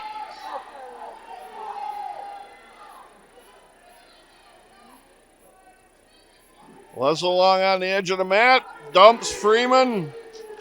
Gets a takedown on the edge of the mat. Man, that's hard to give up those points on the edge of the mat like that. It's tied at 6. 45 seconds left. And now the referee says they're out of bounds when they were still in bounds. Unless he called a stalemate. Freeman now on the bottom. Got time to get one back. Freeman just based off. Let's Lesalong pick that right side ankle.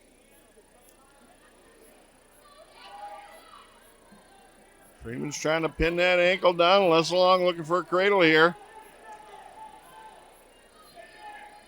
Freeman had Lesalong out over his shoulder. Now he's trying to grab that wrist and control some hands.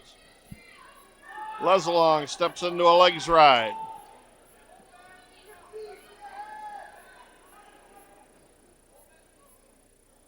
And Lesalong whining and complaining about what I'm not sure, that the official won't turn over Freeman for him. I'm not sure why he's whining. 0 is on the board, 6-6 the score. 1 period to try to settle this. Freeman on the bottom. Lesalong going to give him the 1 free ride and the free point to his feet. Going to go to work on his feet now. Freeman has to protect legs. Underhook by Lesalong, just wades right into it.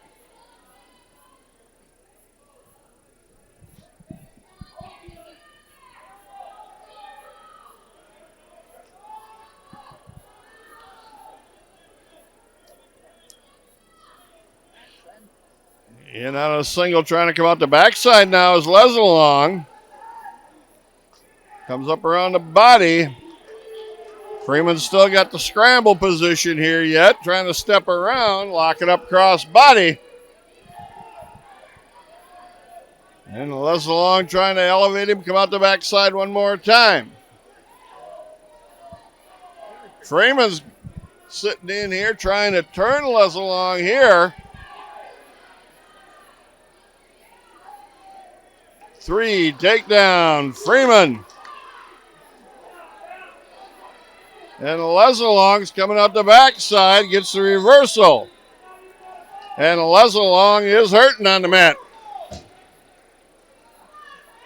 Blood on Lesalong, I do believe. And he is hurting on the mat. We hope the best for this young wrestler. You don't want to see any injuries in the high school sports especially.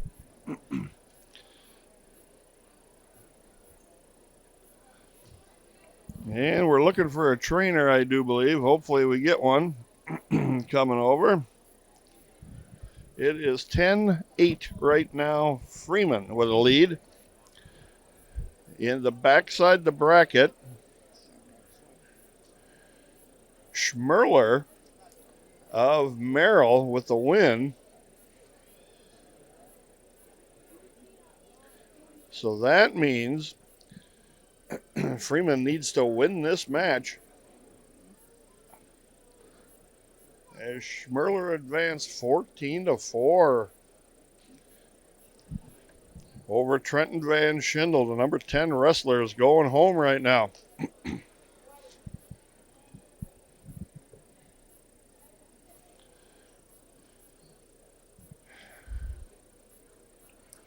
As Leslie Long able to get up now and come over to the corner as the athletic trainers are looking at him, trying to clean him up, get the blood stopped. 10-8 Freeman. He had a first round matchup against Ito Vang of Appleton East. Freeman won that match on a tech fall. Then Freeman and Trenton Van Schindel went in a wild match. Freeman come out 9-8, the victor there. Leslie Long of Hortonville got Alex Barrera, Oshkosh North, pinned him in 47 seconds, then got a 13-1 major decision over Dustin Schmerler of Merrill.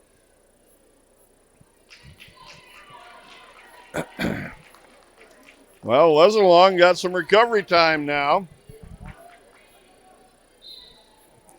11-8 right now, and a free ride for Freeman to his feet and a free point. Leslie Long looking for a takedown. Got to stay in a good stance here. Don't bite on all the head pounding and faking that's going on.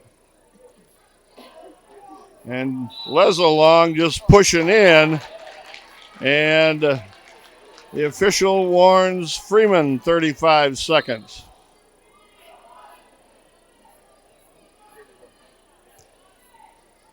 Leslie Long reaches in for an underhook again.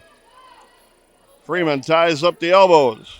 Leslie Long shoots in. Double underhooks again. Inside leg trip down to a low single. Out of bounds. 10 seconds left. And now we have a conference. 10 seconds, they're both on their feet. Freeman's got to stay aggressive here. You can give up a stalling point. There's the stalling.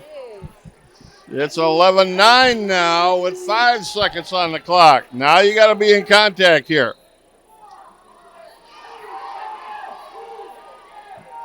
Warning stalling, it's 11-10.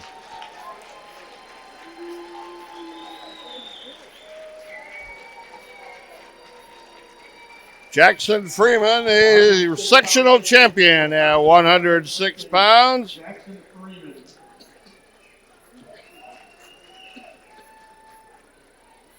Leslie Long goes as a second place finisher.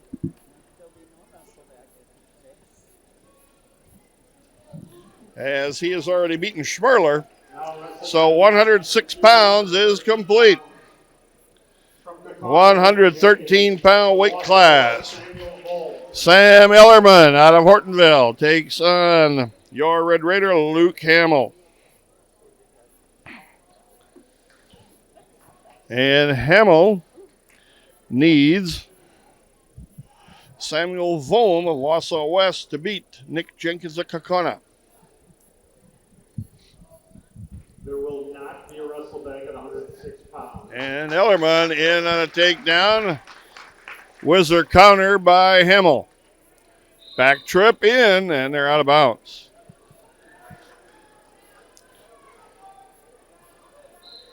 Hamill's got to figure out a good, solid takedown here. Big double leg shot, headlock throw coming. They're way out of bounds.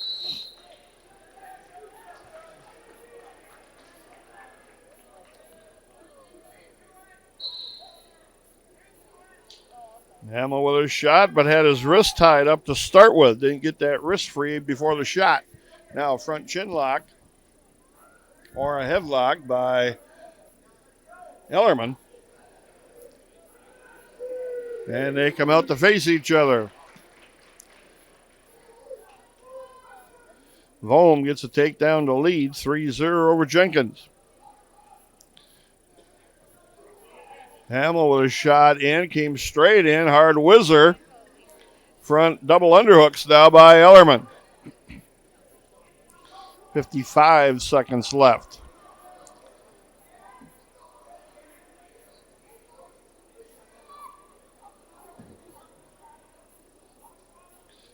Ellerman backs out of there. He's on the outside looking in, takes a shot.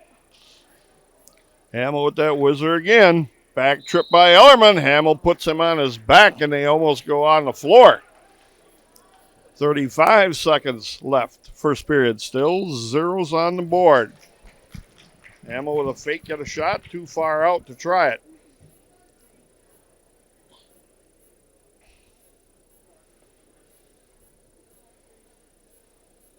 Ellerman with a shot in, but Hamill countered. Stood him right back up. Hamill's got to protect the legs here. 15 seconds. Ellerman again with a shot. Fired a headlock. Hamill can take him down here. Lifts. Takes him to the mat. Huge takedown at the end of the period. Ellerman tries that double underhook to stack him up in the air. And tries to fire a headlock on the way through it. Hamill 3-0. In the championship match, Volm leads Jenkins 3-1 as they're on their feet. Ellerman's choice. He's going down.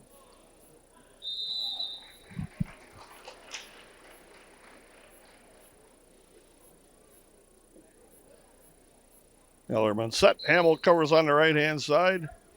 And Ellerman in a fly around on the mat. Come to his feet. Hamill cuts him loose. It's 3-1 with a minute 50 left. Ellerman in on a single leg shot. Trying to get to a double leg. Hamill tries to launch him off the mat, and that's where they end up, right underneath the scorer's table. Hamill can't let him get in so deep, though. He's got to get control of him, and they're right on the buzzer. Ellerman into a double leg. Hamill's trying to fight this, and he can't. Gets taken down. 4-3 to lead now for Ellerman of Hortonville.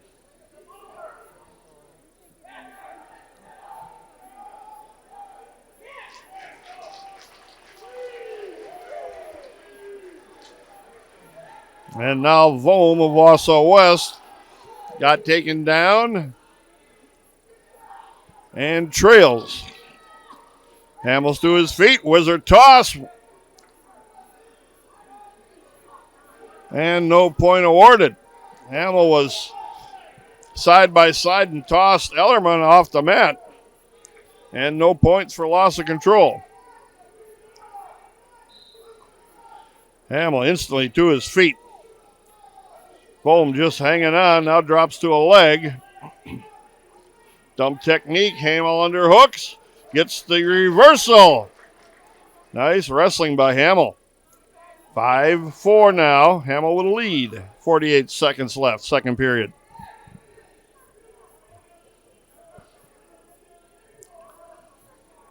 Volm still trails Jenkins. 5-3.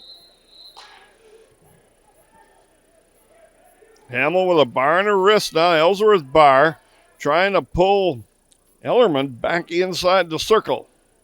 Now got a risk trying to run it over here and stack him up. Got to get behind him now.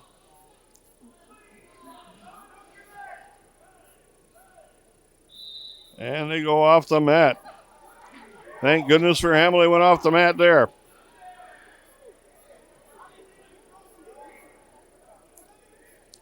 Five for Hamill. He'll be on top, trying to ride and turn with 15 seconds left, second period. Be huge to ride him out here. Volm quickly to his feet, working on hands. Hamill drops to a single. Got it elevated. Got to get him back to the mat.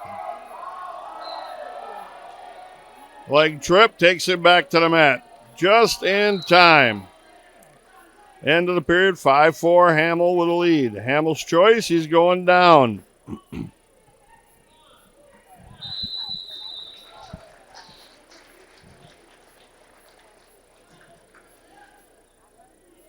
Ellerman going to put Hamill on his feet, give him the point, 6-4. Caution, jumping to start, Ellerman.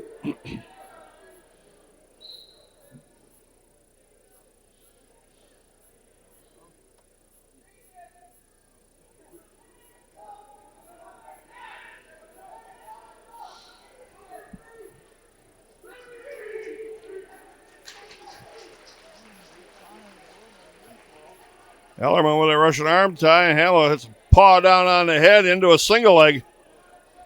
Sets him down on the seat of his singlet. Hamill trying to figure out how to stay in bounds with him here, and they called it out of bounds, and Hamill was still inside the circle.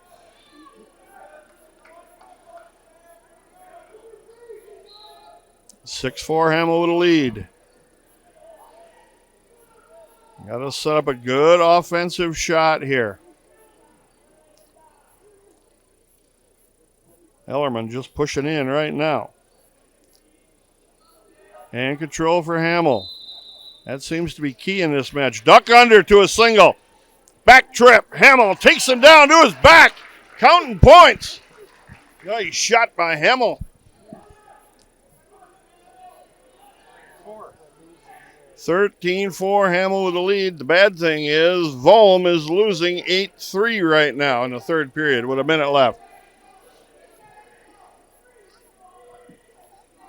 Hamill wrestling a heck of a day here so far. 41 seconds left. Ellerman, comes to his feet, but they're out of bounds.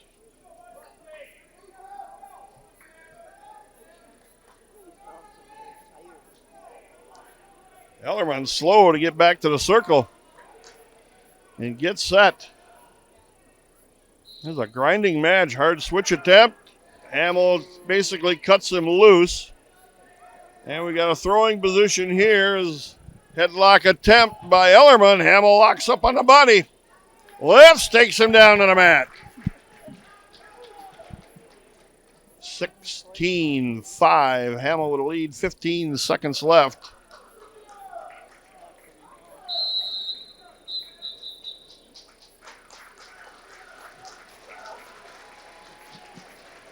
Unfortunately for Hamill, Jenkins of Kaukauna beats Volm, and Volm will go as the second place finisher. No wrestleback. Hamill with a 16-5 dominating performance over Ellerman of Hortonville. Hamill will not advance. He will be done wrestling for the Red Raiders. Unfortunately, that was a heck of a day for the young Red Raider.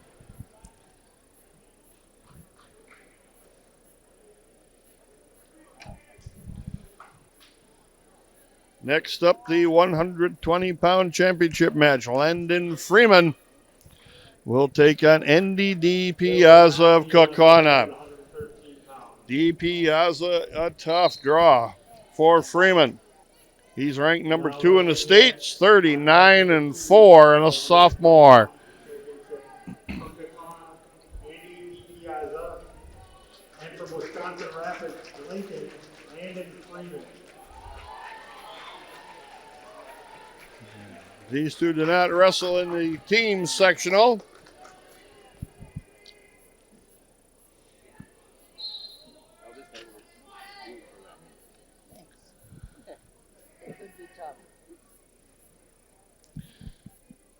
Slide by and a miss by each wrestler so far. They're on their feet. D. Piazza's wide open offense. He runs right over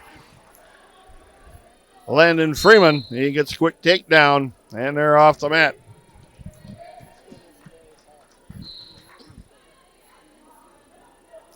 Freeman now, if you look on paper, you got to give D. Piazza the edge here. Freeman needs Enos of Neenah to beat Seafelt Tau out of Wausau West. And Enos is ahead, 3-0 on a takedown.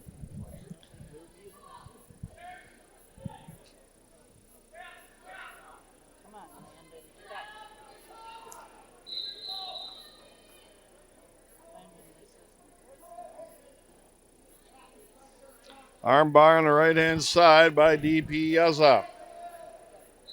Got to make sure that bar stays 90 degrees across the back. DiPiazza with some horsepower here. Trying to stack Landon Freeman up.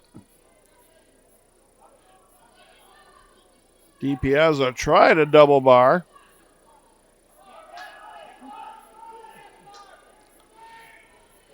Landon Freeman fighting hard here on the bottom not to get turned. 35 seconds left.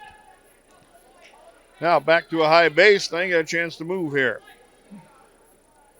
But he hung around too long and let DiPiazza get a deep tight waist.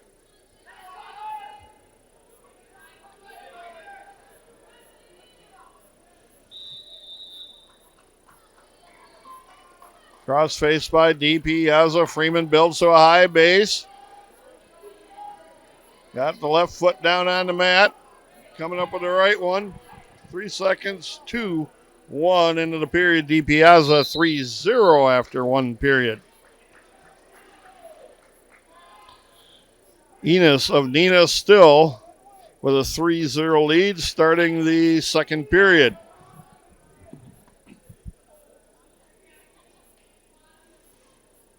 DiPiazza set. Landon Freeman covers. DiPiazza in a blink of an eye up to his feet. And Freeman cuts him loose. 4-0 the lead. DiPiazza. Hard snap by DiPiazza. Freeman stood that one. Freeman with a shot, but from too far out. DiPiazza in the scramble.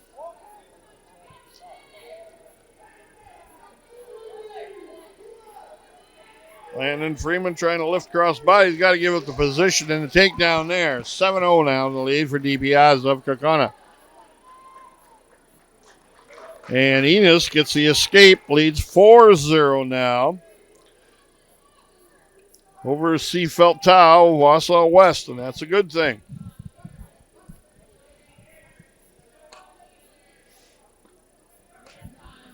Freeman fighting to keep his head up on the mat, now build to a base. DiPiazza with a hard crossface. Trying to walk the head towards the leg. Now works the other arm to a bar.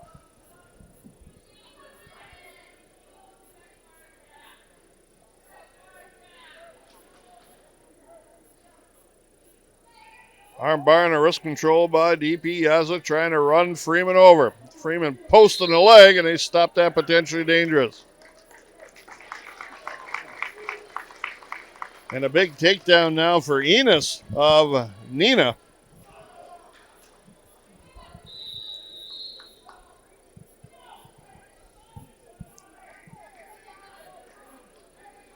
Freeman now trying to get a switch. Turns back inside, catches a leg. DiPiazza in a scramble, trying to hip him over the top. And we got a scramble position here.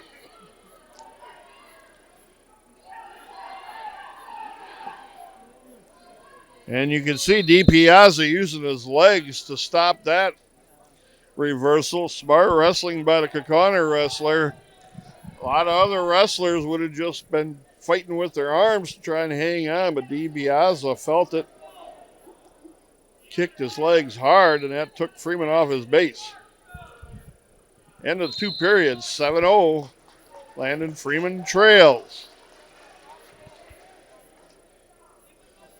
But again, Jackson Enos and Neenah leads 7-0, and that's who Freeman beat in the semifinals. And that's who Freeman needs to win now. And Enos is going to get near fall here if he doesn't pin Seafelt Tau.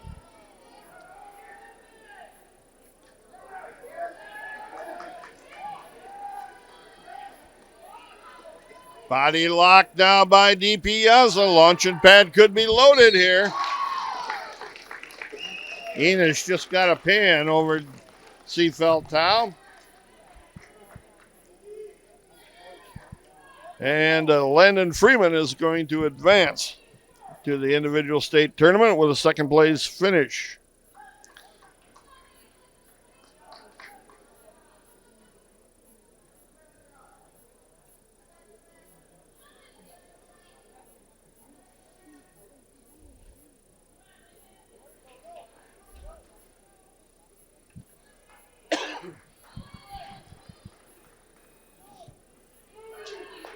55 seconds left.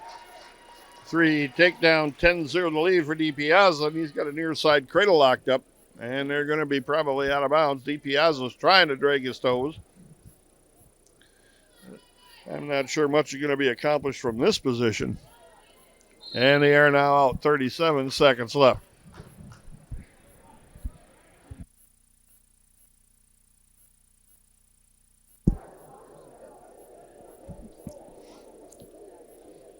I'm sure Freeman now knows he's in the individual state tournament. Tries to cut back, turn inside. DiPiazza counters that. He's got a tight waist, and he is riding hard here. In control of the match, 25 seconds left.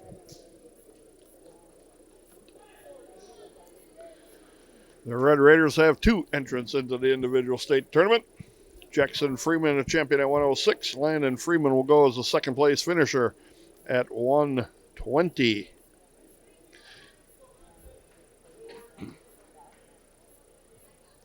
End of the match is here, 10-0. And DiPiazza, just a better wrestler. That's all you can say. He's just a little bit better. Landon Freeman advances to the state individual tournament. And next up, 126-pound championship match. Aspen Tritz, talented freshman, takes on Jackson Esser out of Appleton North. From Wisconsin Rapids, Lincoln, Aspen Tritz. And from Appleton North, Jackson Esser. No information on this match.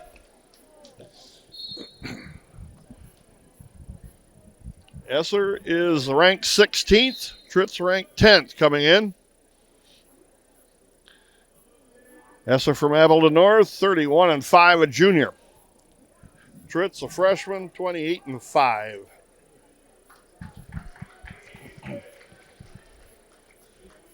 Hard shots to the face by Esser.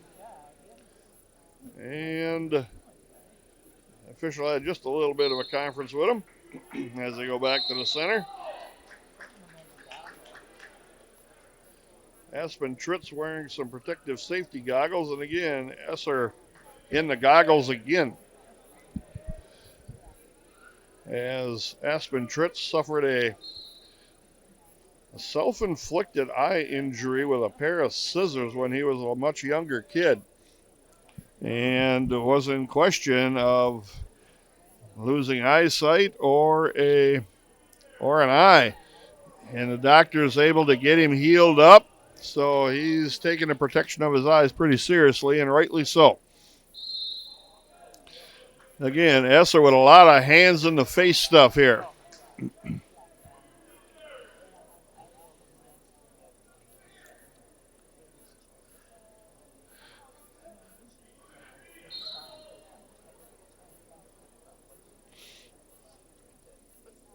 Esser with a couple of feints, but the only thing he's done with 30 seconds left in the period is just pound on the face of Tritz.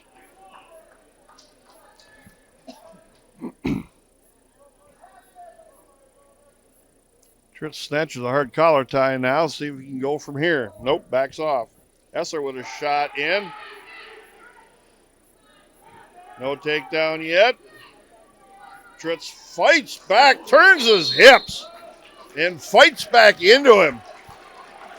That's what you call just plain tough wrestling. 5 seconds left, no score. And they run the period out. Flip of the disc. Comes up. Green. That's Esser's choice. Thank you very much. We'll take that choice again. As I'd mentioned before, if you're 0-0 after the first period, you want to, and it's your choice, you want to exercise it. You want to score first, just in case you get all the way to the last overtime period when you will have your choice if you scored first in the match. That's 1-0 Tritz with a lead.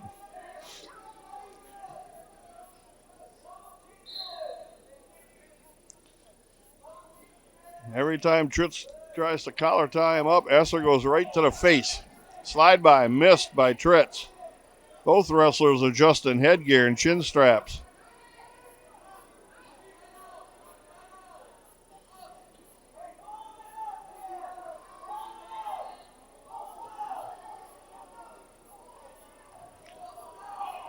Tritz, collar tie. Esser drops down with a shot. Got to the thighs. Now he's backing out of bounds. And he ran out of bounds. Warning, stalling, fleeing the mat. Esser.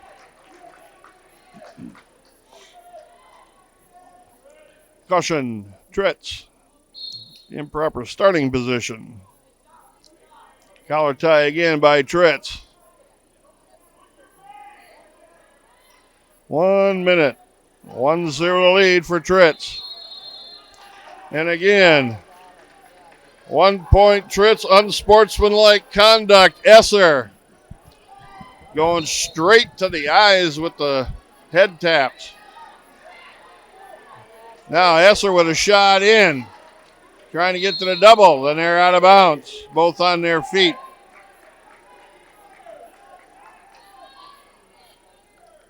Caution again, Tritz. His off stripe foot was ahead of the stripe. Second caution, no point, but the next one will be a point. And a tight match, this is crucial. Tritz runs over Esser and they go out of bounds. 32 seconds left. 2-0 Tritz with a lead. And the official is having a little conversation with the two wrestlers, at least I'm thinking both of them.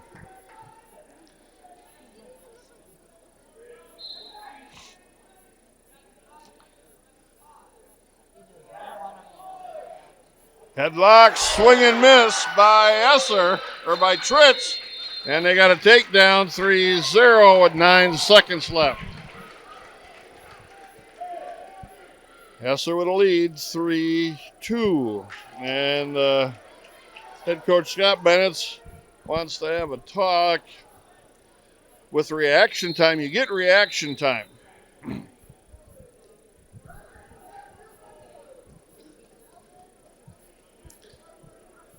And not liking probably the explanation, but accepting it, head coach Scott Bennett. 9 seconds, got time to score here if you go hard. To his feet, got the one, should have the one.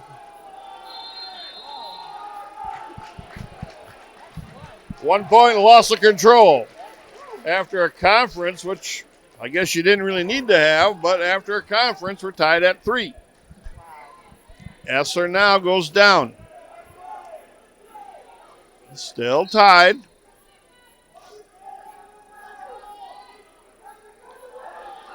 Tritz, cross face, cradle, got it locked. Turns Esser. Near fall coming.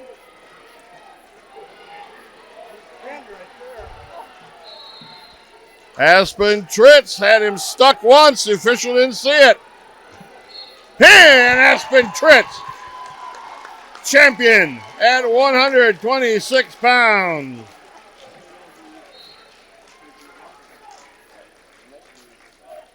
You're 126-pound sectional champion from Wisconsin Rapids, Lincoln, Aspen Tritz. Tritz would have been. Esser has to worry about the third place match right now between Taft and Schneider. And Schneider's ahead, and Esser beat Schneider. So we'll see how that goes. Don't make a difference for us. Aspen Tritz, a champion at 126 pounds. We'll be back with more Lincoln High School Red Raider Wrestling. 132-pound wrestleback side match. Aiden Armagast against Jackson Thorpe out of Kokona. Thorpe ranked 15th. Armagast ranked 16th. Aspen Tritz wrestled Jackson Thorpe in the team sectional. Tritz put him away 16-7. Different style of wrestlers, though. Inside leg pick. 3 takedown by Aiden Armagast. He went from that whizzer. Inside leg cut back. Took him back to the mat. 3-0.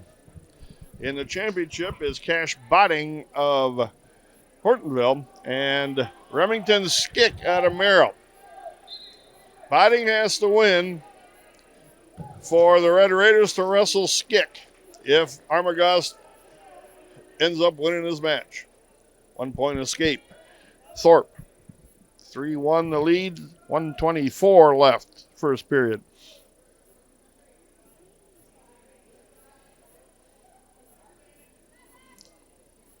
Big leg brace on the right-hand side of Armagast. Had that almost all season long.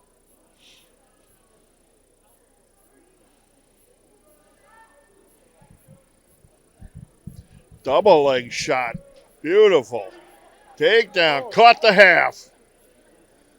Got the wrist on the far side. Straightened him out one time. But Thorpe able to get to a sitting position. 6-1. That's a big takedown nonetheless. Yeah, you got to get him knocked off his base here. Which Thorpe tried to hit a switch. And Armagast caught that trailing arm and stuffed it.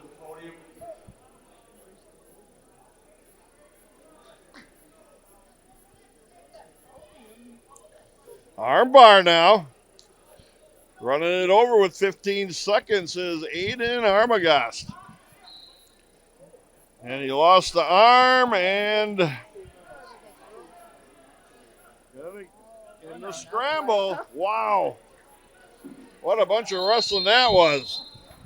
One loss of control, says the official. And it's probably a pretty fair call there at the end of the period. 6-2. Armagast's choice, he defers, and Thorpe will go down again.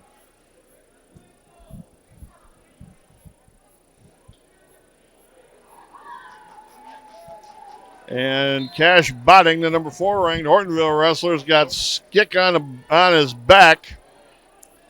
And Skick able to get off his back here. And it's now 11-0, Cash Botting.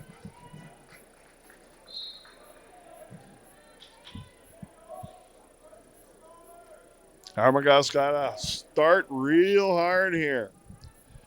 Knock Thorpe off his base to stop that first move. You don't want to play catch up.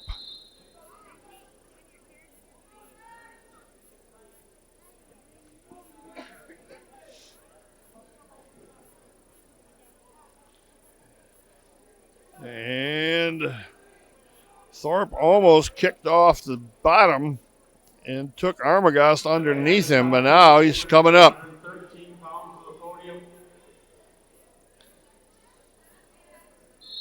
Potentially dangerous, says the official. 6-2, a minute 17.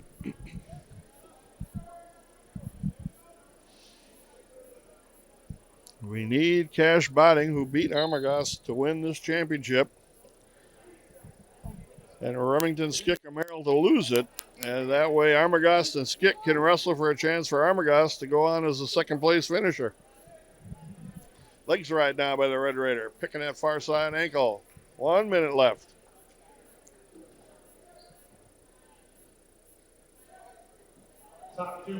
Armagast can't hang out here, though, or he's going to get himself in trouble.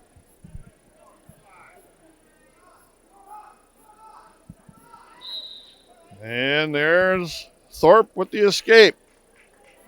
6-3 now. Takedown ties it.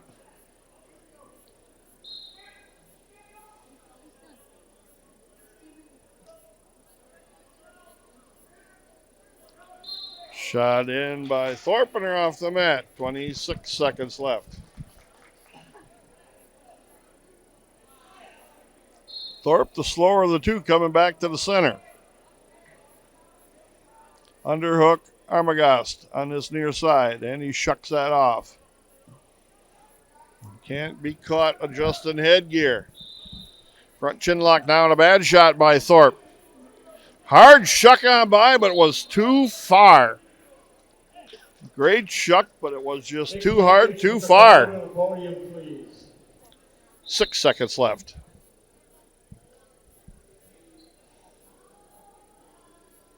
End of the period. Armagast immediately goes to the bottom position.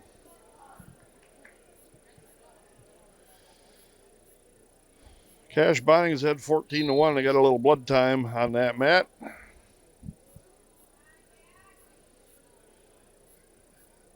Armagast with the leg tied up underneath, trying to elevate that to get Thorpe off the top. Now Thorpe regains better hip position on top.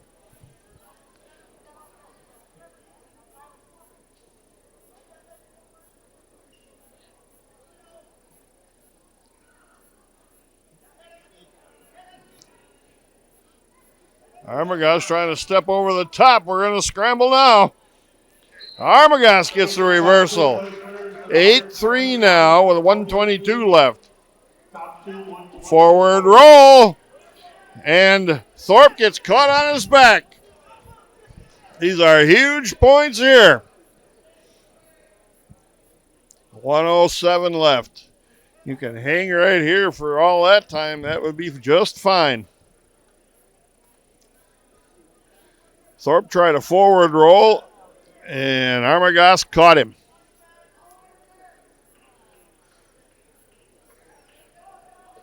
And Thorpe able to fight back to his base and get out of bounds, so get a fresh restart. 12-3 now, the Red Raider. Botting with a technical fall.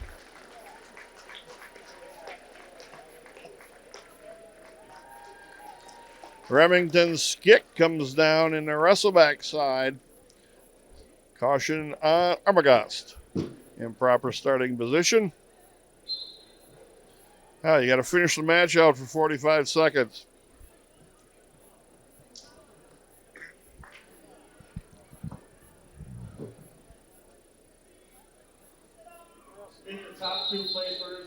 Thorpe up to his feet, but potentially dangerous. 31 seconds left.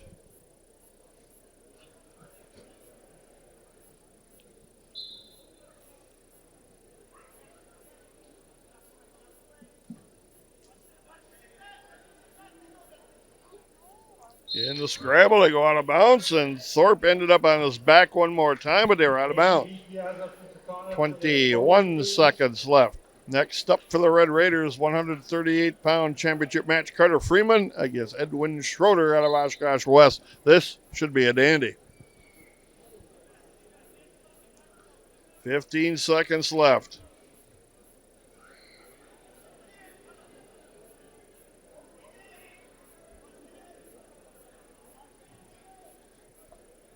Three, two, one. Aiden Armagast going to get a chance to wrestle back for second place. He took out Jackson Thorpe of Kaukauna 12-3. And there is going to be a wrestle back.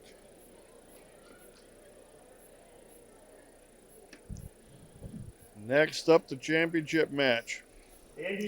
138 pounders against Edwin Schroeder out of Oshkosh West. Carter Freeman somehow ranked number 5 in the state. Schroeder ranked 3rd. And here we go. Freeman, last year's state champion.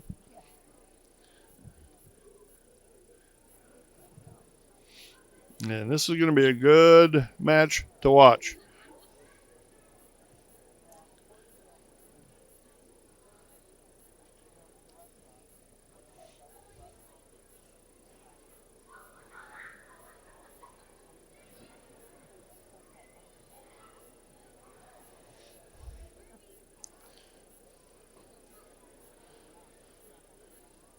They're working on the edge of the circle, and they step out now.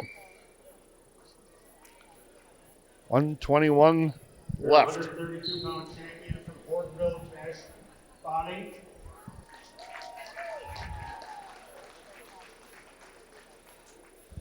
There will be a wrestle back at 132 pounds. Minute 10 left. Currently wrestling on mat 2 at 138-pound championship from Wisconsin Rapids, Lincoln, Carter Freeman. And from Oshkosh West, Edwin Schroeder.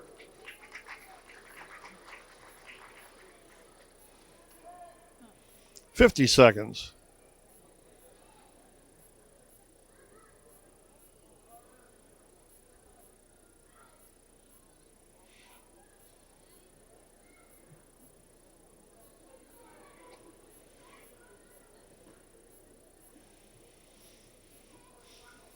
30 seconds. Little feeling out here, first period. Schroeder in with a shot. Freeman going to counter. Freeman sidesteps that, comes back out with a whizzer block, back to his feet. 10 seconds. Freeman tried a single leg shot. Didn't get deep enough to penetrate. End of the period, 0-0, flipping a disc. Comes up green. That's Schroeder's choice. He chooses instantly down. We'll see what Freeman wants to do here. Gonna get the top two wrestlers at 126 pounds to the podium. Schroeder with a hard start. Freeman got to lock up, get him back to the mat, which he has done. Got wrist control underneath. Got a hip tip coming. Didn't quite get him over far enough. Wrist tied up underneath, loose bar on the left-hand side. Call that an Ellsworth bar. Now rolls through suicide style near fall coming here.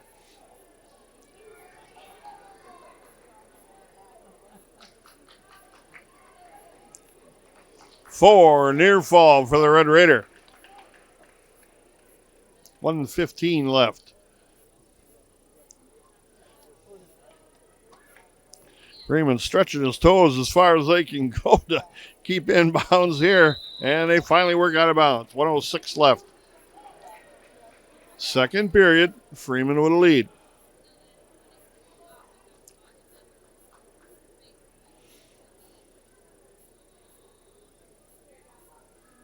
Schroeder breathing really hard. Caution jumping to start.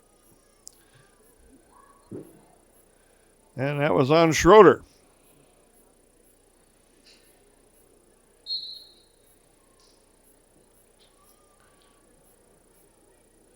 Everybody just sitting quietly watching this really technical match. Two really good wrestlers. Schroeder with his forehead down on the mat trying to work for some hand control underneath. Now Schroeder stands up. Freeman with a leg lace. And Freeman cuts him loose when he couldn't get him back to the mat. It's 4-1. 30 seconds remaining. Schroeder with a shot. Freeman with a counter in on a single leg. Schroeder flying off the mat. 3 as Freeman works up the legs. Keeps the foot in bounds. Classic collared style wrestling. And then Freeman gets a stalling called on him. 7-1, 10 seconds left, second period. I'm assuming the official said that he did not work up the legs. Lift by Freeman takes him back to the mat. End of the period. 7-1, Freeman's choice. Freeman's going down to start the third. See how long Schroeder can hold Freeman. I'm assuming not real. Freeman instantly posts up. Schroeder puts the legs right in to save control.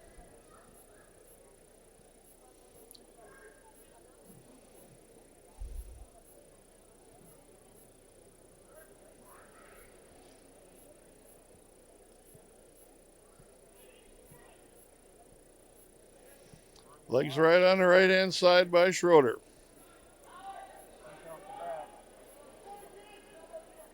Crossbody half, that's what he's working for.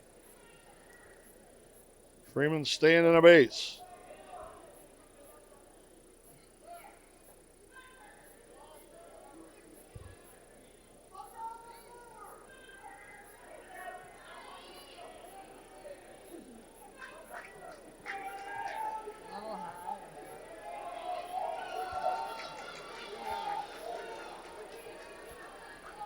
Schroeder with that crossbody half turn, potentially dangerous.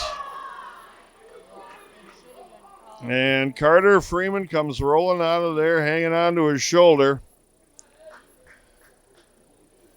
And the official didn't stop it the first time it was in that position.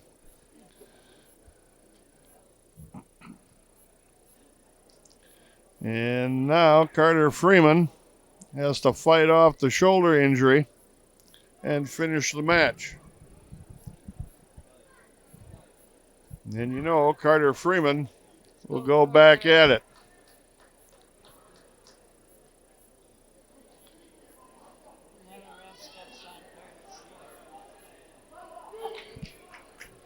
Freeman going to get set. 58 seconds left, third period. Hard start by Freeman. Getting into a forward roll position here. And now Freeman's got him out over his shoulders here a little bit. Freeman could grab the head. He could stack him on his shoulders. Very loose legs ride by Schroeder.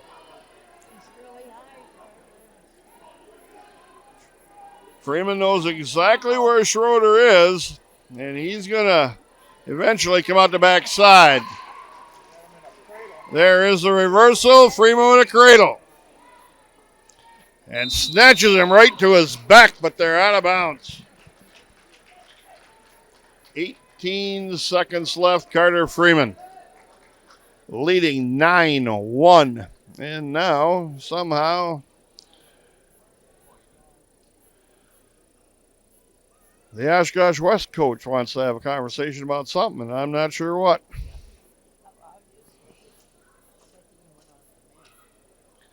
Freeman. I'm not sure who won in the third place matchup.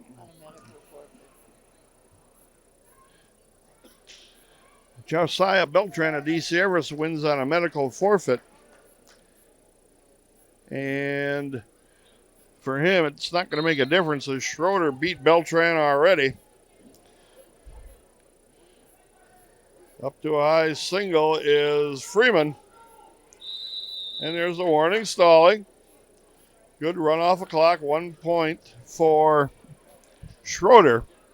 It's 9-2 with 7 seconds left.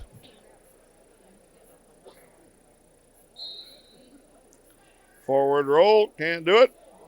Freeman picks an ankle and puts him down on the mat. 9-2, Carter Freeman. From Wisconsin Rapids, Lincoln, Carter Freeman. Sectional champion at 138 pounds for the Red Raiders.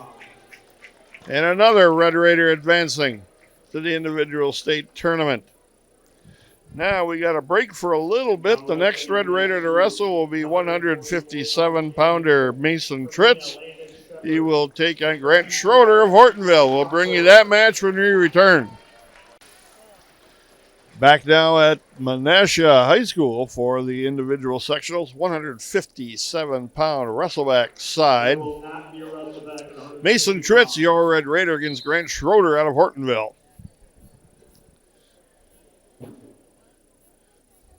Take a look back in my notes here. Grant Schrader went on a tech fall over Mason Tritz in the regionals. So we have to change that around. In the championship side, Carson Kemp of DC Everest. They're wrestling the number 1 ranked wrestler, Declan Cookadina. Tritz would need Cook to win, and he would have to win his match in order to get a match against Carson Kemp.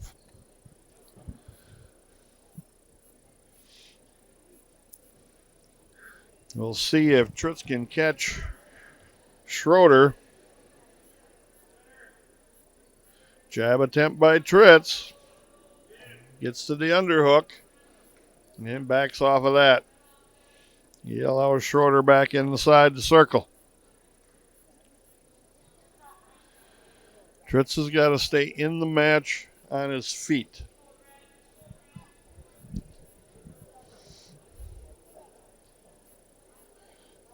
Got that right elbow up pretty high, did Schroeder. Now Tritz into a double.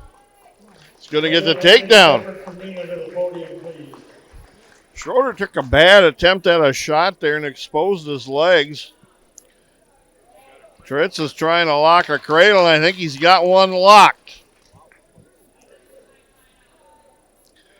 Suicide style takes him over. Mason Tritz hunting a pin here. The official looking to get a better view. Tritz is looking to gain a chance to get to the state tournament.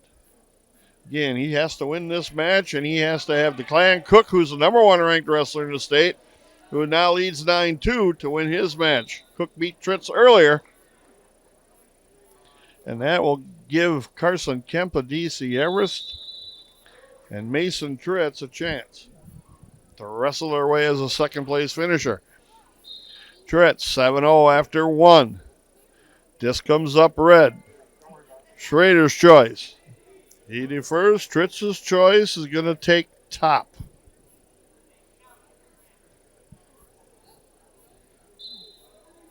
Again, Tritz on the mat is a much better wrestler than Tritz on his feet.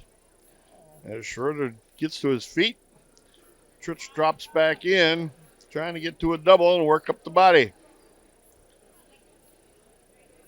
Schroeder's reaching through crossbody into the thighs.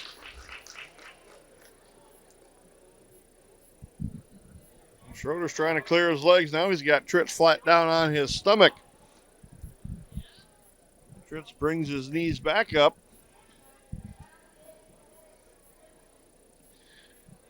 And Declan Cook is putting a takedown clinic on Carson Kemp.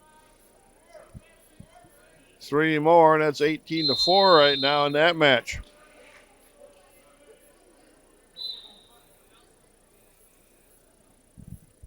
7-1. Schroeder gets the escape on their feet. Minute 10 left, second period. Schroeder made the mistake of a bad shot.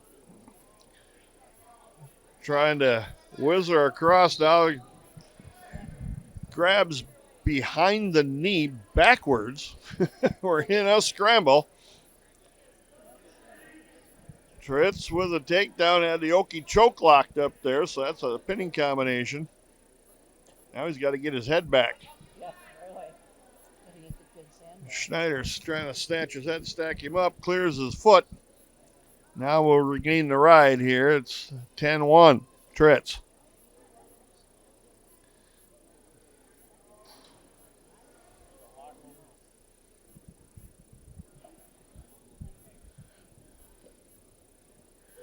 Again, Declan Cook is so slick on his feet on the mat that you don't even hear him moving.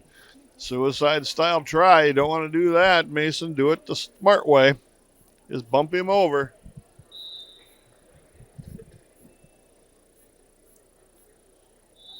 End of 2 periods. 10-1, the Red Raider. Tritz. Tritz's choice now. No, I take that back. It's Schroeder's choice. Going on their feet. He says, I don't know. He throws his hands up in the air. Bad shot by Schroeder. Tritz got to wrestle a smart match now. Does not have to get over aggressive. Just has to stay aggressive enough in the match. Schroeder with a front headlock.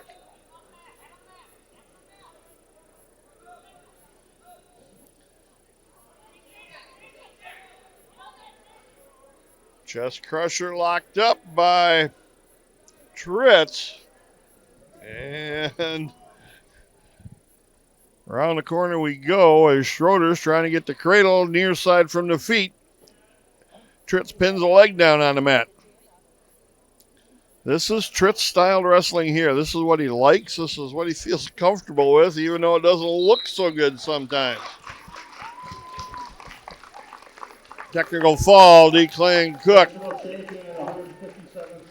That puts Kemp in a wrestle back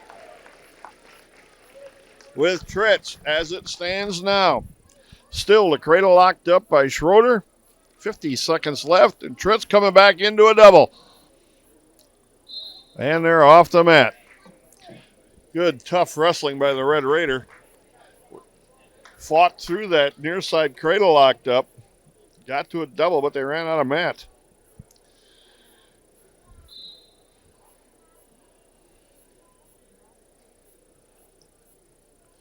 Schroeder, collar tie, little elbow control, underhooks by Tritz. Get to the body lock, and launching pad could be loaded here. Wizard toss attempt by Schroeder. Limped armed out of it is Tritz. Going to pop the head up, and he's got the takedown. 13-1, Tritz. We are going to have a wrestle back at 157. Cradle locked. This is going to get to be a tech fall here for Mason Tritz if he doesn't pin him.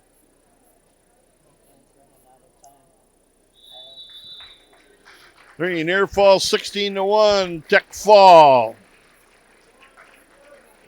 Mason Tritz, Carson Kemp, and DC Everest going to go at it to get to second place at 157 pounds. Next up for the Red Raiders, 190-pounder Kyler Tritz in the finals against Nico Kleinschmidt at DC Everest. We'll bring you that match when we return. 190-pound sectional championship, Nico Kleinschmidt at DC Everest. 32-5, a sophomore, ranked number 11 in the state, taking on your Red Raider Kyler Tritz, 25-3, a senior. He's ranked 6th. These two have a little history this year. Tritz has won both matches, 5-2 and 7-2. And Kleinschmidt was absolutely dying on the mat in his last match against Sprangers out of Kaukauna, which he came from behind and got the win.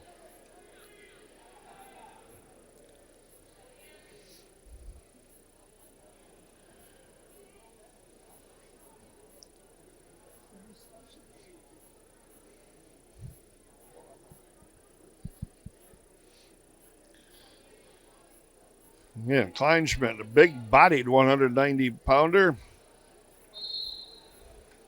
Slide by Tritz, couldn't quite get that one.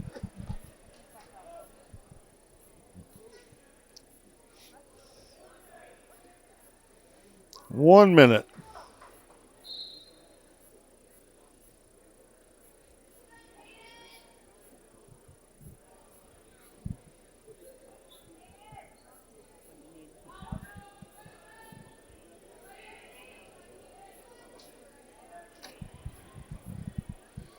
.40 seconds remaining. Still both on their feet. Not much offense so far.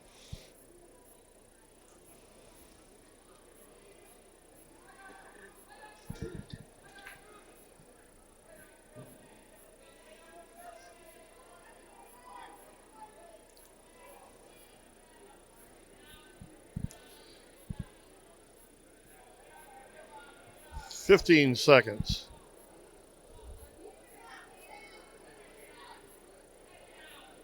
Tritz with a shot and got 8. Got to a single. Back dump. Countered by Kleinschmidt into a double. They ran out of time. Kleinschmidt survived that one. Flipping of disc comes up red. Tritz's choice. He's going down.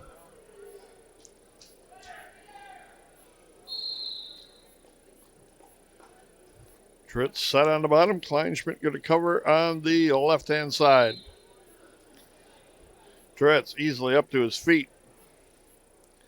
Kleinschmidt tried to lift, couldn't do that. And now Tritz cuts loose.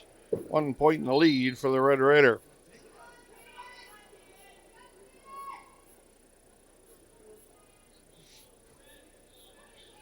A little bit of difference in the approach for Kyler Tritz this year. They've been working on it all year long.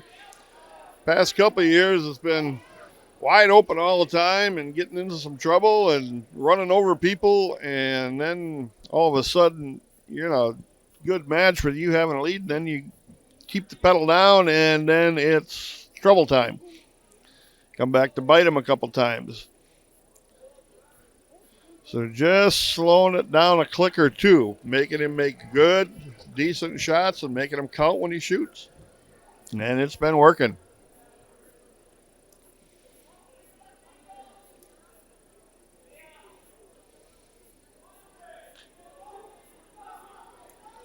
.53 seconds left. Tritz with a shot in, missed the leg, reshoots into a double. Takedown, Tritz. Just that blast double that he reloaded off the first shot. And he's got a good one of those. 4-0 to lead, 38 seconds left. Second period.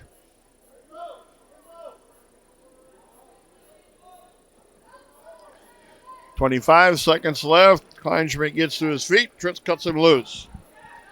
Pretty comfortable on his feet.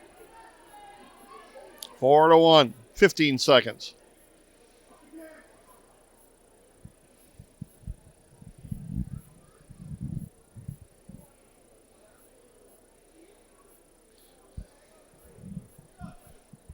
End of the period is here. 4 minutes gone. 2 minutes left. Kleinschmidt's choice. He's going down to start the third. In the wrestleback side, Brady Springers of Kaukauna is leading Caden Roth and Nina 13-3. Trip step through with a Turk tip here. Got a count of one. Got the bar in the wrist now. Legs are still scissored. Now Kleinschmidt gets his hip square down to the mat. Kleinschmidt has to hope that Springers wins that match, and he will wrestle Caden Roth. If he loses here, for a chance to go behind Tritz in second place if Tritz wins. 1:30 left, third period. Claw ride by the Red Raider. Switches at an angle, drives across the ankle pick.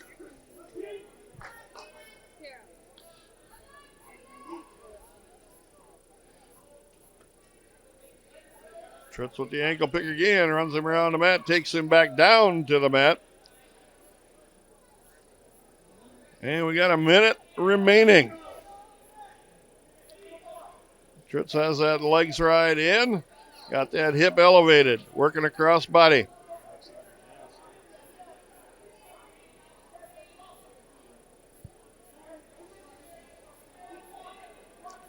Tritz trying to scoop that arm farther under, grab that underneath shoulder. Keeps hipping that hip over. 34 seconds left.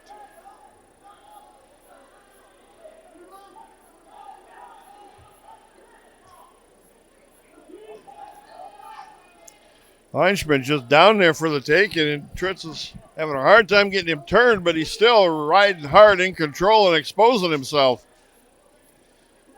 12 seconds left.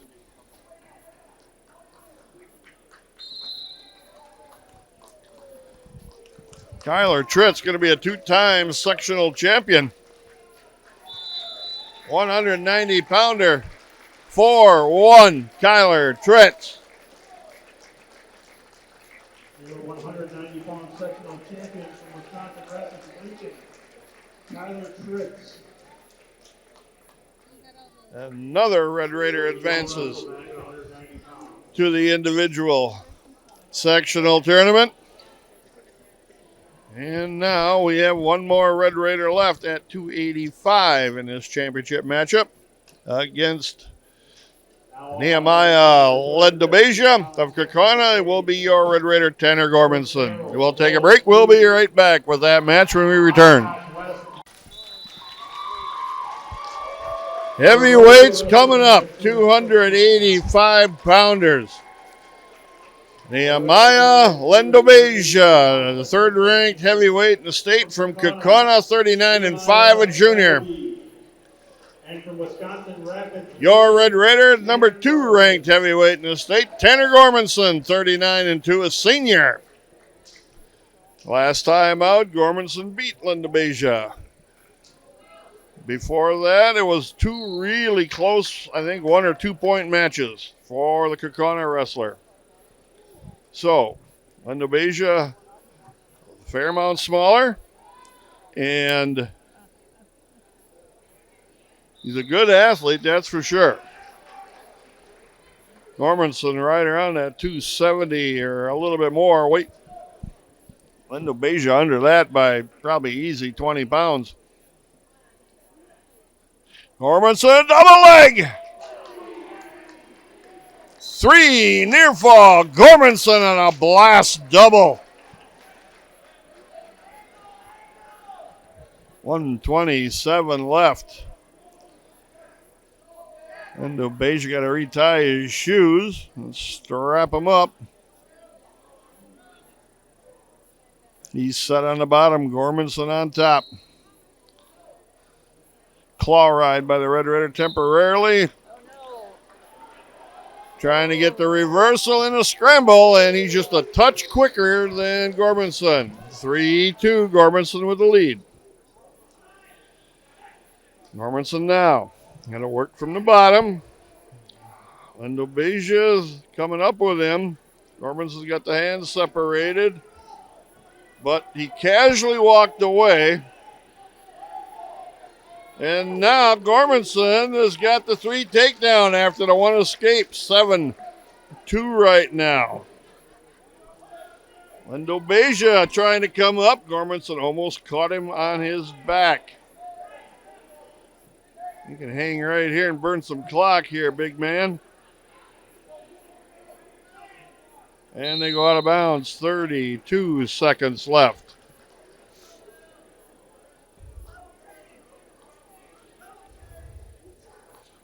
Number 2 and 3 heavyweights in the state, or you could say 1 and 2, I guess. Depends upon how you look at it. Wrist trap by Gormanson. Lendobeja to his feet. Gormanson got to cut him loose. 7-3 now. 18 seconds left.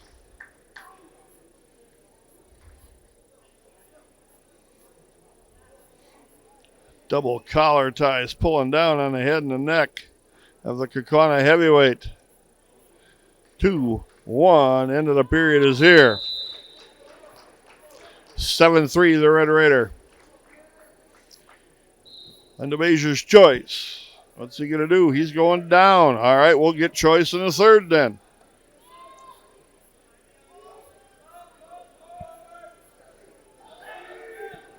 Lendobeja's counting on the fact that he's going to get out to get it to 7-4 and then hopefully get a takedown. Wrist tied up by the Red Raider heavyweight. 2-on-1 wrist ride.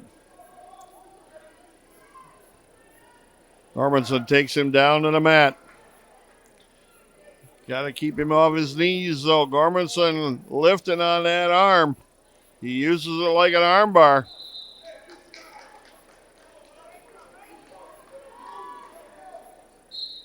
Off the mat. And I mean literally off the mat. Lendobeja was out on the basketball floor. 1:32 left. Second period. 7-3 Gormanson. Block to start. Lendobeja trying to come up. In a scramble. Gormanson caught up with him that time. Got him flat. In the wrestleback side, McCorison of Wausau West and Woznicki of Stevens Point. Gormanson picking a far side ankle. Had a half in there. Chops a wrist. Don't get up too high there, big fella. Lendobeja forces his way up, back outside the mat. A minute left.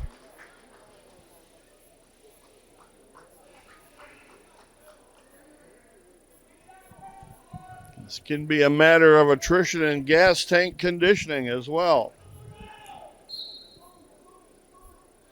Gormanson with a block. Lendobeja stands right up. Gormanson locks up around the body.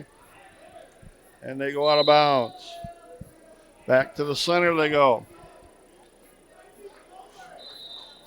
49 seconds left. Gormanson will have choice in the third.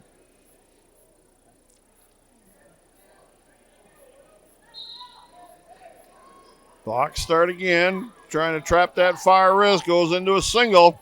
And a low. Lindobeja gets the escape. 7-4. Cannot relax in this match. It's a takedown away from being tied.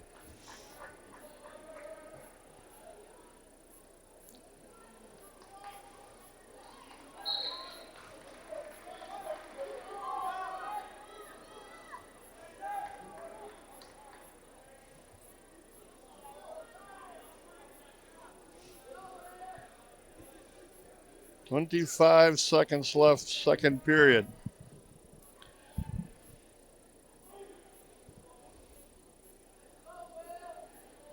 Lindobeja, single leg shot, comes up with it. Gormanson locking up across the body, trying to roll him off the top. 3 takedown. The match is tied. Near fall coming for Lindobeja. Gormanson bails out at the end of the period. Crucial mistake there. He's down by 3.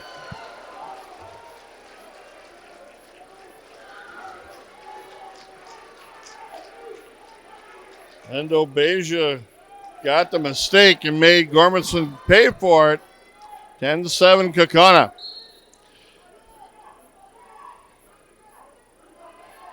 Gormanson trying to fight to stay on his back, pins a foot down on it.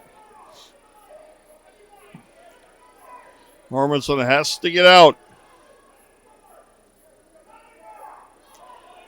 Gormanson to his feet. And he gets the escape. 10-8. Minute 35. You'd have been much better off being ahead now in the third period, but now you're behind. Slide by, missed by Gormanson.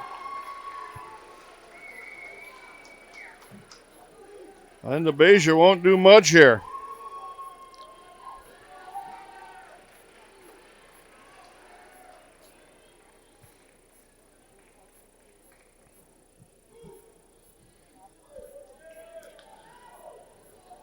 I do not know who won the wrestleback match.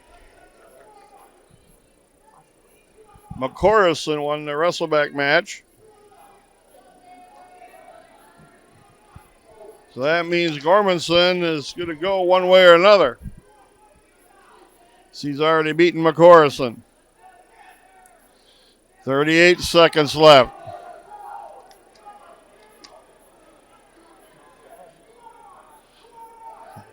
Lindobeja's done nothing here.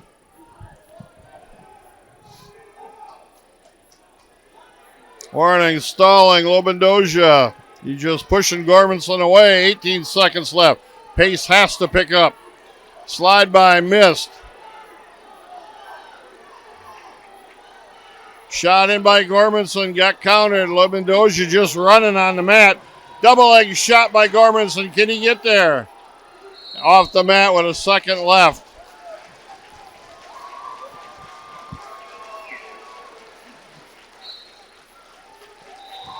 Tanner Gormanson made one mistake in the match. Their 285-pound sectional champion from Kaukauna. And it near fall cost him. And there will not be a wrestleback. But he will advance as a second place finisher in the individual state tournament.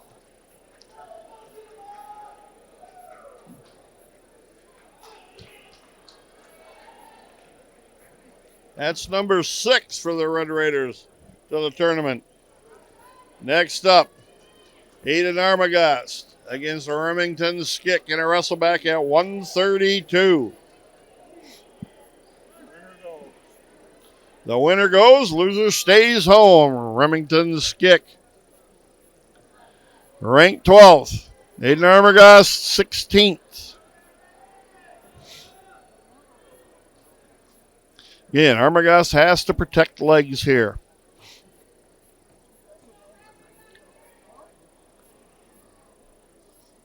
Red Raiders have one more wrestler to go at 157. It's Mason Tritz against Carson Kemp at EC Everest.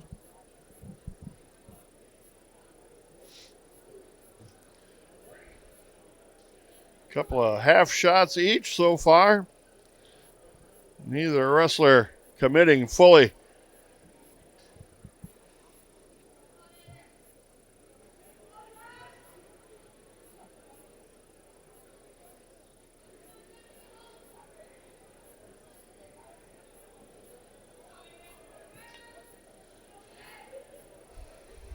One minute gone, 1 minute left first period.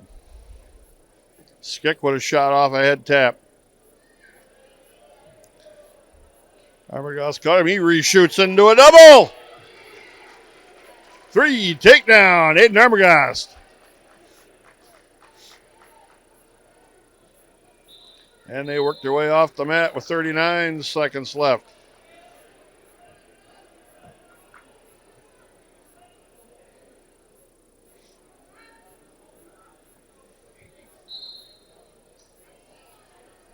Skick trying to kick Armagoss off the top. 30 seconds left. Armagoss had a wrist tied up underneath and lost that. Skick to a high base. Armagoss picks the leg around the corner we went, takes him back to the mat. Remington Skick again, building up to a base. 10 seconds left. Can't afford to get scored on here now. You got to hustle, Aiden. Lifts. Tried to take him back down. Skick hitting a switch. They're out of bounds. He hung on. And that's what he was doing, was hanging on. Armagoss choice. He defers. Skick's choice going down.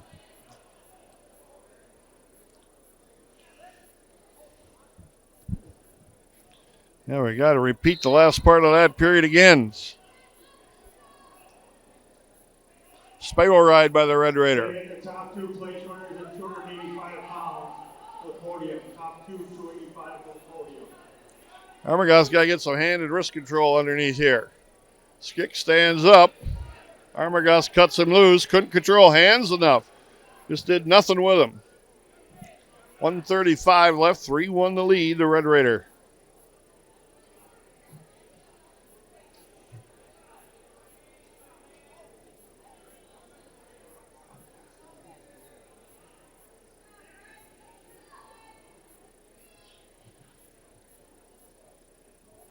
Skick with a right-handed collar time. Breaks a part of that. Minute 10 left.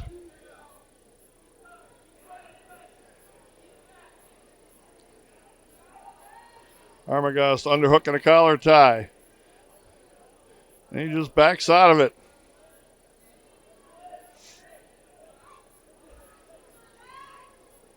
Underhook again with good head position for Armagoss, and he backs out of that again. Skick with a shot. Off the mat. 42 seconds left. Second period.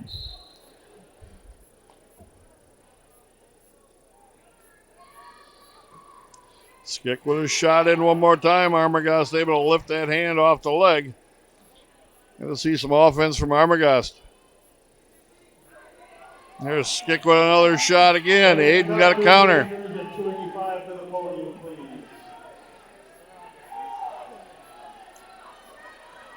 Armagoss with a reaching across body with a body lock. Skick across the legs. And there he's got the takedown and now the lead. Again, Armagoss did not protect legs, content to hang out on the mat. End of 2 periods, 4-3. Remington Skick with a lead. Armagoss has to go down now.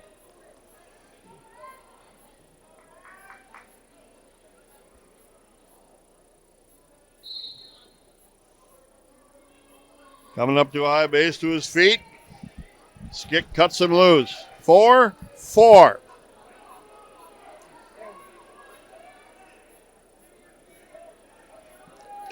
Skick has been the aggressor the last minute and a half on his feet. We got to change that thinking. Skick again with a shot in. Armagoss with an underhook. Referee's got to call something here. Get a legs in there. Oh, we couldn't even control it. 3 takedown, 1 point escape. Now we're gonna check this out for score here. Scored a takedown and should have had back points. He did not give back points. And now Skick heads off the mat.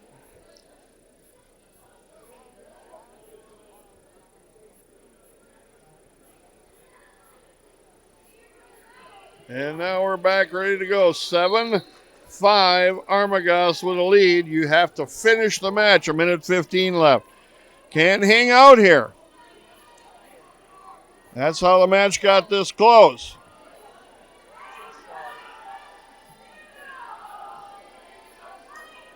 Skick with a double leg. Takedown. 8-5. Now he leads. 55 seconds left. Armagoss to his feet. Off the mat they work. 49 seconds left. Again, a lack of aggression there by Armagoss cost him so far twice. Got to find a way to get through this. Trying to build to a high base. Got both feet on the mat. Coming up with hand control. Reaches back inside. Skick gets too far out in front. Armagoss trying to take him and get a reversal here. Skick's got a leg yet. 25 seconds left. 8-7 Skick. Stalemate.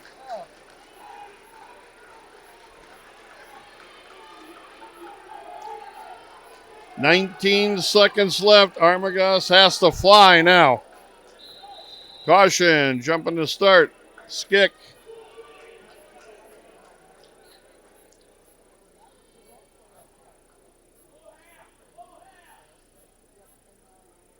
They're checking the score to see if 8-7, 18 seconds left.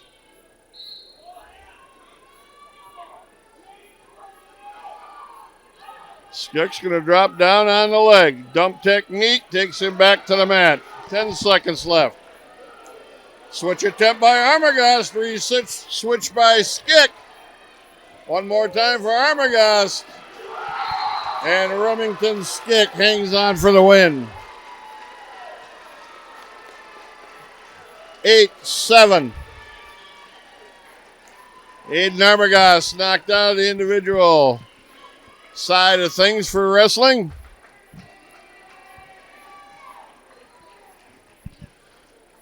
And now we have one more Red Raider left. That is 157-pounder Mason Tritz. And he will take on Carson Kemp.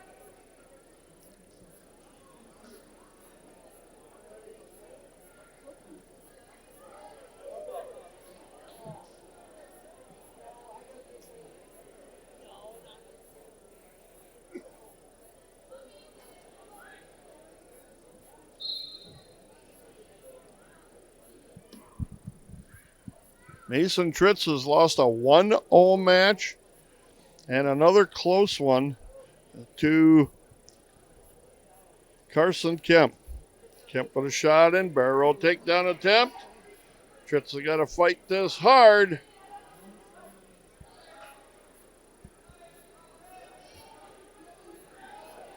In a wild scramble, that's Okie choke for Tritz. He got the takedown there.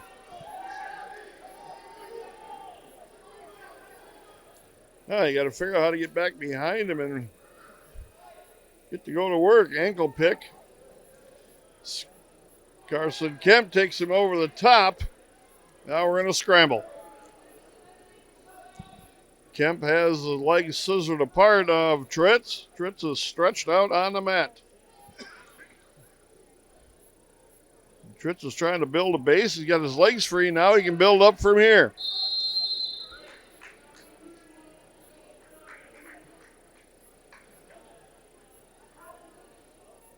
1 point loss of control for Carson Kemp, I guess.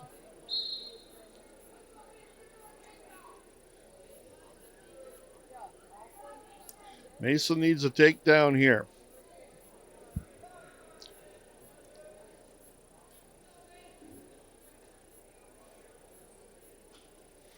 Again, probably the lesser of the positions for Tritz is on his feet.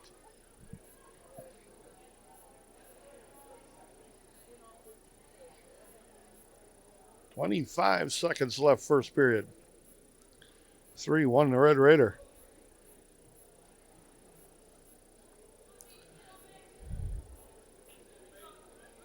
"15.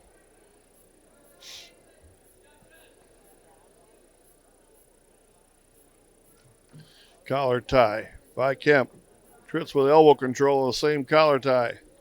2-1 end of the period. 3-1 the Red Raider. Mason Tritz with a lead.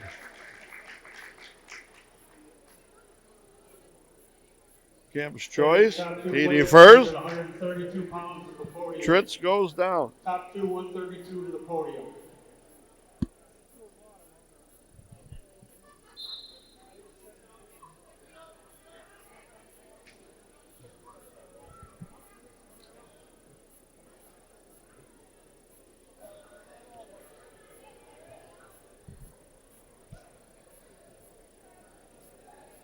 Kemp with a legs ride as the hips flattened out of Tritz. Tritz trying to get that leg free and build a base. Got the base, still the legs ride is in. Tritz will try to work around on the bottom here.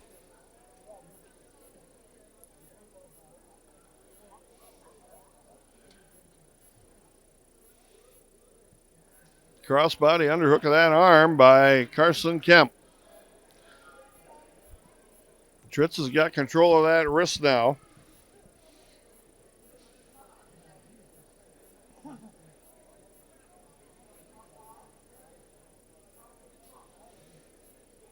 Kemp just riding crossbody with a legs ride.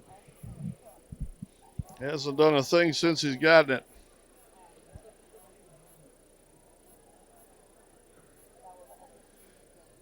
"45 seconds left, second period.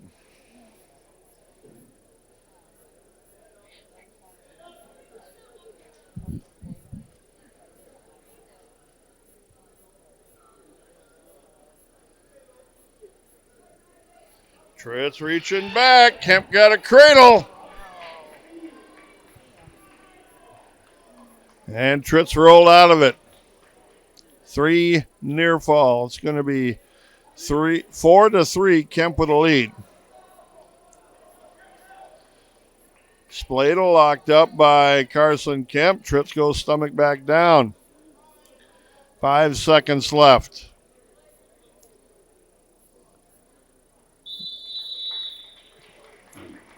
Four, 3. Carson Kemp with a lead and his choice.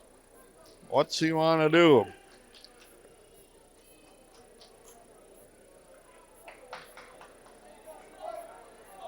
Going on their feet. Probably want to stay away from the underneath when being down with Tritz. They know he's a cradler and a pretty darn good one.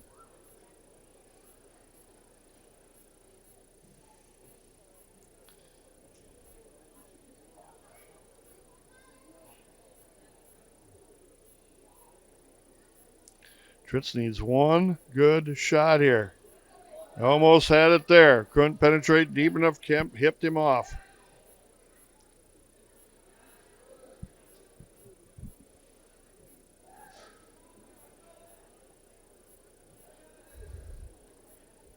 .120 left.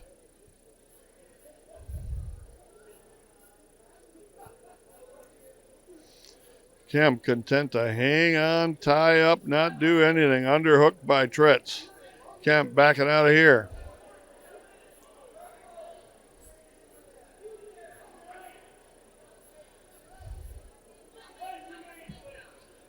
Tritz with a shot that got easily stopped. Carson Kemp hanging on. That's all he's done.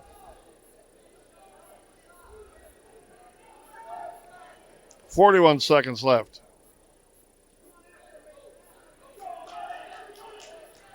Kemp with his first half of a shot.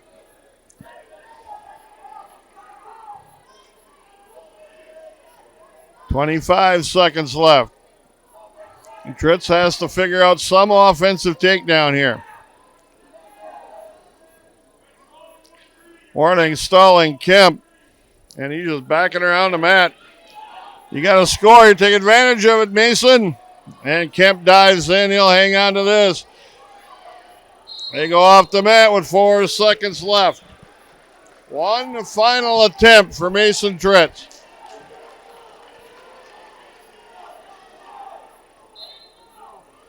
Tritz wades across. Can't do nothing about it. Kemp sat back and wasted a whole period on his feet. Mason Tritz goes home. 4-3. Kemp hangs on. And Mason Tritz, the senior Red Raider wrestler, is done at Lincoln High School Wrestling. He will not advance. The Red Raiders, though,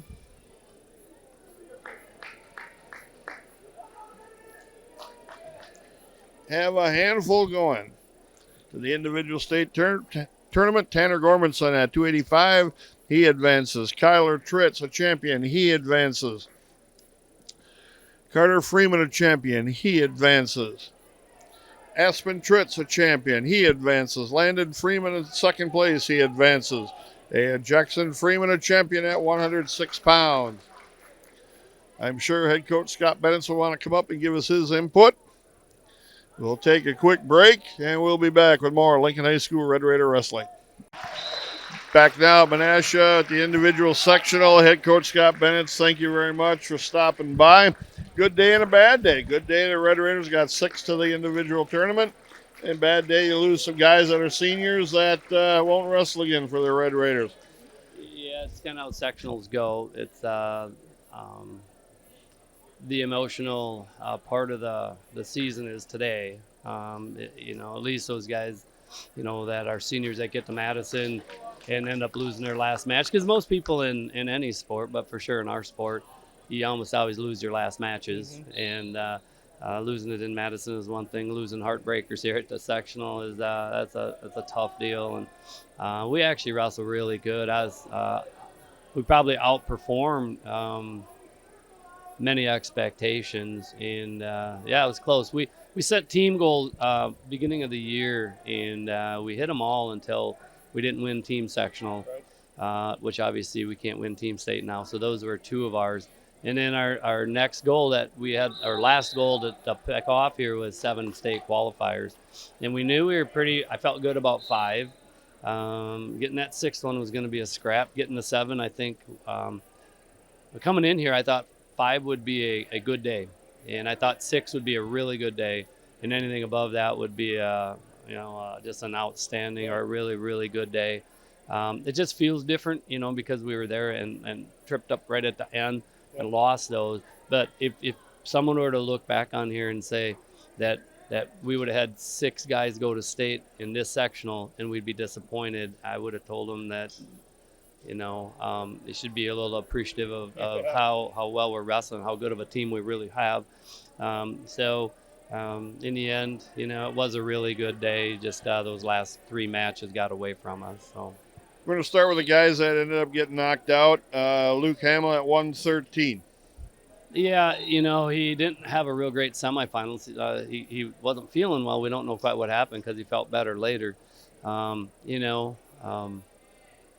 kid that he beat for 3rd place was, I didn't know that was a match we could win, and he wrestled really well. That semi just wasn't good, but from where Luke was at Eau Claire North, I was wondering if we should even have him in varsity. He was getting pinned by guys with losing records, and I'm like, oh man, this is not good.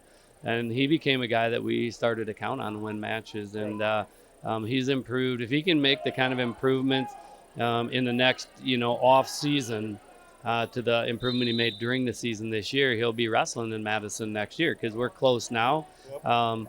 But all guaranteed next year is that you're older. If you don't do anything, guys catch you So it should be for him, hopefully, the incentive to know that he's really, really close. So 132-pounder Aiden Armagus, the senior, wrestled his last match for the Red Raiders. yeah, when we look back on this one, I after he tore his ACL last, I think it was in April, it was spring soccer, and had surgery when we were down at Malachek. Because he came down and coached with us, because I felt so awful for the kid that his high school career was over. They told him his high school sports career was over. He was having surgery, I believe it was June 27th, and there wasn't a lot of hope. Right. And all of a sudden the rehab was going well, and all of a sudden we get the call that he got a chance to come back, and we took our time, and he's mid-season form right now, but he went from getting tech-balled by Skick to losing to him in overtime to having a lead on him, and just we needed to find one more take. I thought we had back points in there. The ref said it was 2-1 stripe, single swipes, but yet we still had a chance. We had to score another takedown. I mean, the call didn't change the match, other than we needed to find another set of points. And I feel terrible for Aiden. In that regard, that he lost another heartbreaker. Same thing a year ago. He got beat in a tight match, but at the same time, he wasn't supposed to be here, and he found his way back in here. And I'm proud of him for not losing hope when it didn't look like there was any hope. Right. And I'm proud to have him on our team. And I wish he could have went another round and ended up in Madison. It didn't work out that way, but he's a great kid, and been just a pleasure coaching him for 4 years. Next up at 150-pounder, Jack Ackerman, the sophomore, just had a tough draw right off the bat against Peyton Lee. Well, the 4450s were just tough in his sectional, and there was no good place for him to go. He's been unselfish all year. Probably not always what he wanted to be wrestling 150, but we're so good down in the middle that's where we could get him in the lineup. And he battled. He won some big matches for us, but Peyton Lee's better than he is, and bigger than he is, and older than he is. And that was a match that it was just unlikely we were going to do much better than that. I thought he fought hard, but he was just overmatched. 157-pounder, senior Mason Tritz. We just watched him go down in a match, ending his career. Yeah, another third place in the sectional. Him and Aiden both.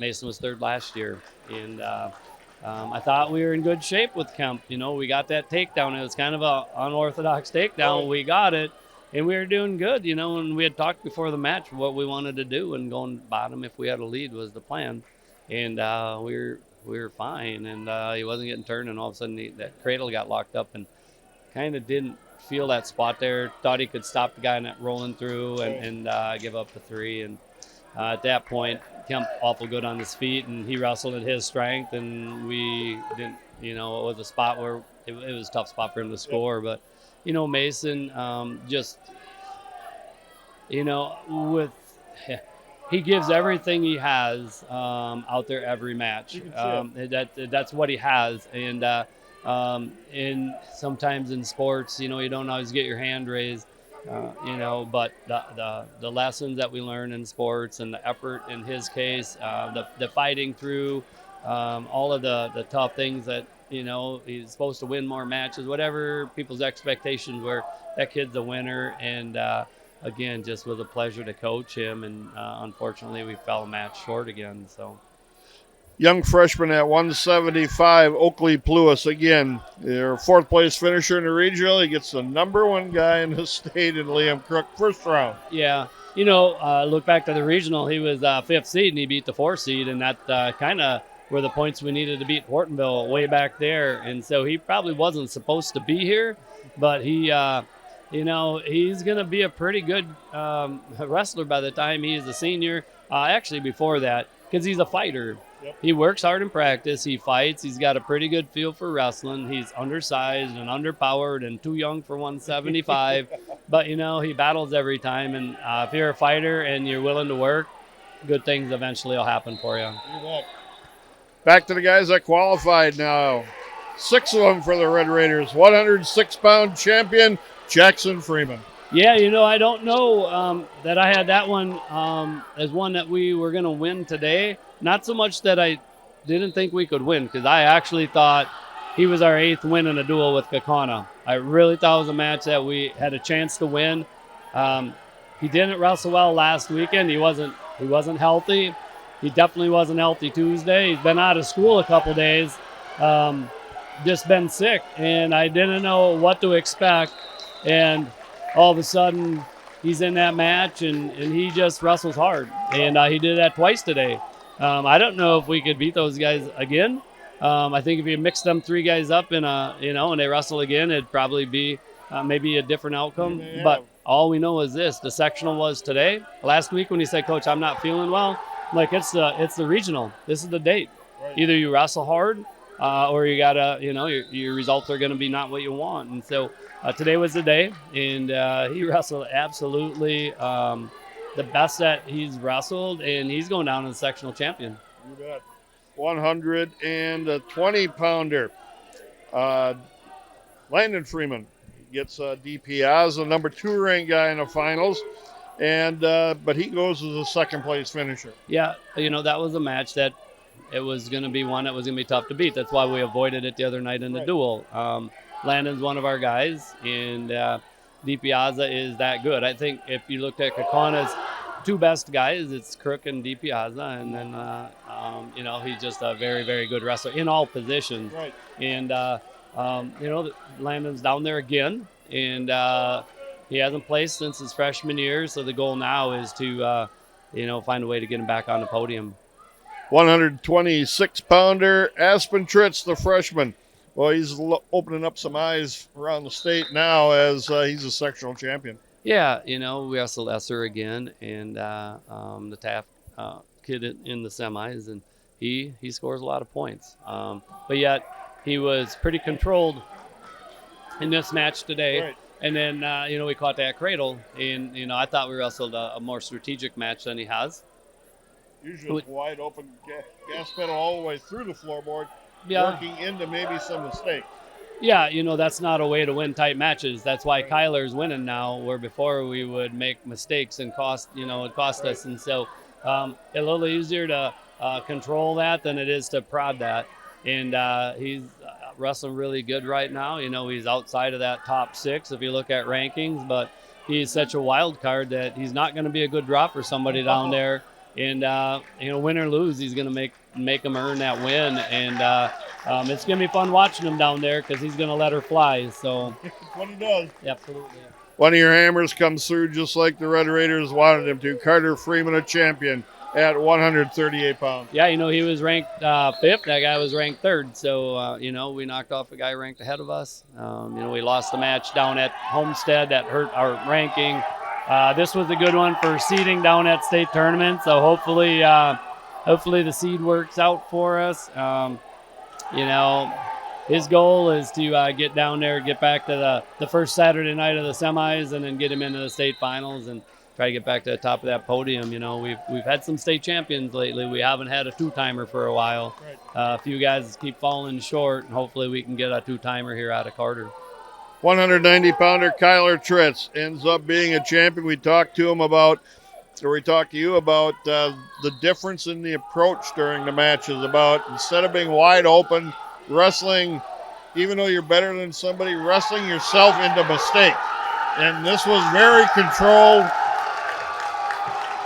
as a big match gets done here for Hortonville. This is a big match for Kyler, controlled match. Took the points when he could get them and won the tournament. Yeah, the last month we've made a conscious effort to change how we wrestled. What we were doing before wasn't working, and either we were going to continue to have disappointing results, or we could make a change and try to wrestle on Saturday night, March 1st. And we've had a lot of conversations about that, and he's wrestling the way that he has to now in order to win those matches down there. We're really proud of how he's been so coachable through this, fighting through all sorts of expectations, and I'm really excited for him. And more than that, I'm just proud of how he's handled himself, as this year has progressed. And he's wrestling great right now.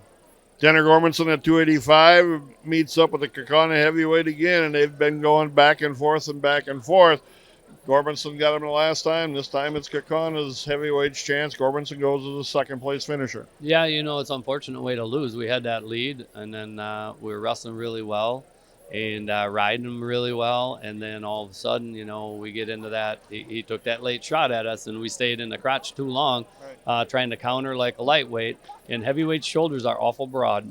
And, little guys are a little more flexible. They can twist out of that. He did not hear the referee call 3, so he stayed there too long, gave up the 3 count. If we get taken down, we're still in the match. We give up the 3. That's a hard go because we were taking him down early when they were both trying to win. That kid got the lead, and then he could kind of sit on the lead, and it's a real hard thing to do at heavyweight to try to score those points. And unfortunately, we got behind too late, and it is what it is. It's going to cost us probably a seed down at Madison. So hopefully, it doesn't hurt us too bad. Again, another guy. We're going to be on the podium somewhere. Hopefully, we're towards the top. I'd like to see him wrestle Saturday night. That's been my thought for a long time. So, Coach, thank you very much for stopping by. Good luck at the individual state tournament. Hopefully, we got a lot of Red Raiders on the podium that night. Yeah, I think anybody we're sending can place. I really do. It's a really, really tough sectional. And we got guys that believe in themselves. I think we're wrestling really good right now. Kokana's a good team. They had some flat spots today. Yes, they did. And we just, our guys go hard. They really do. We run people out of gas. We wrestle hard in that third period. And, anytime you can do that, we got most of these guys back from the state tournament. That experience down there is worth something. First time in the Kohl Center for some is a little bit not so good, and we got guys that are going to be back there again, and I think that's going to play into our our favor, and we're going to get guys on the podium. So yeah, we're going to just kind of regroup here a little bit. It's been a dang long week. We practiced Sunday to get ready for Kakana and beat Nina, and then just I think I'm still not over the loss to Kakana. I just haven't even felt right for a while. So hopefully tomorrow we all have a little bit of a rest day, and we'll watch the seeds come out and meet back up on Monday and have 3 real good days of practice and head her down to Madison and let her rip. So goal's got to be to get them all on the podium. Yep. So. Sounds like a plan, Coach. Thank you for stopping by. We appreciate it. Thanks to Joyce Bennett for keeping the stats. Thanks to Craig Tim for volunteering this Saturday. My name is Scott Tesch. We'll bring you that individual state tournament from the Kohl Center in Madison.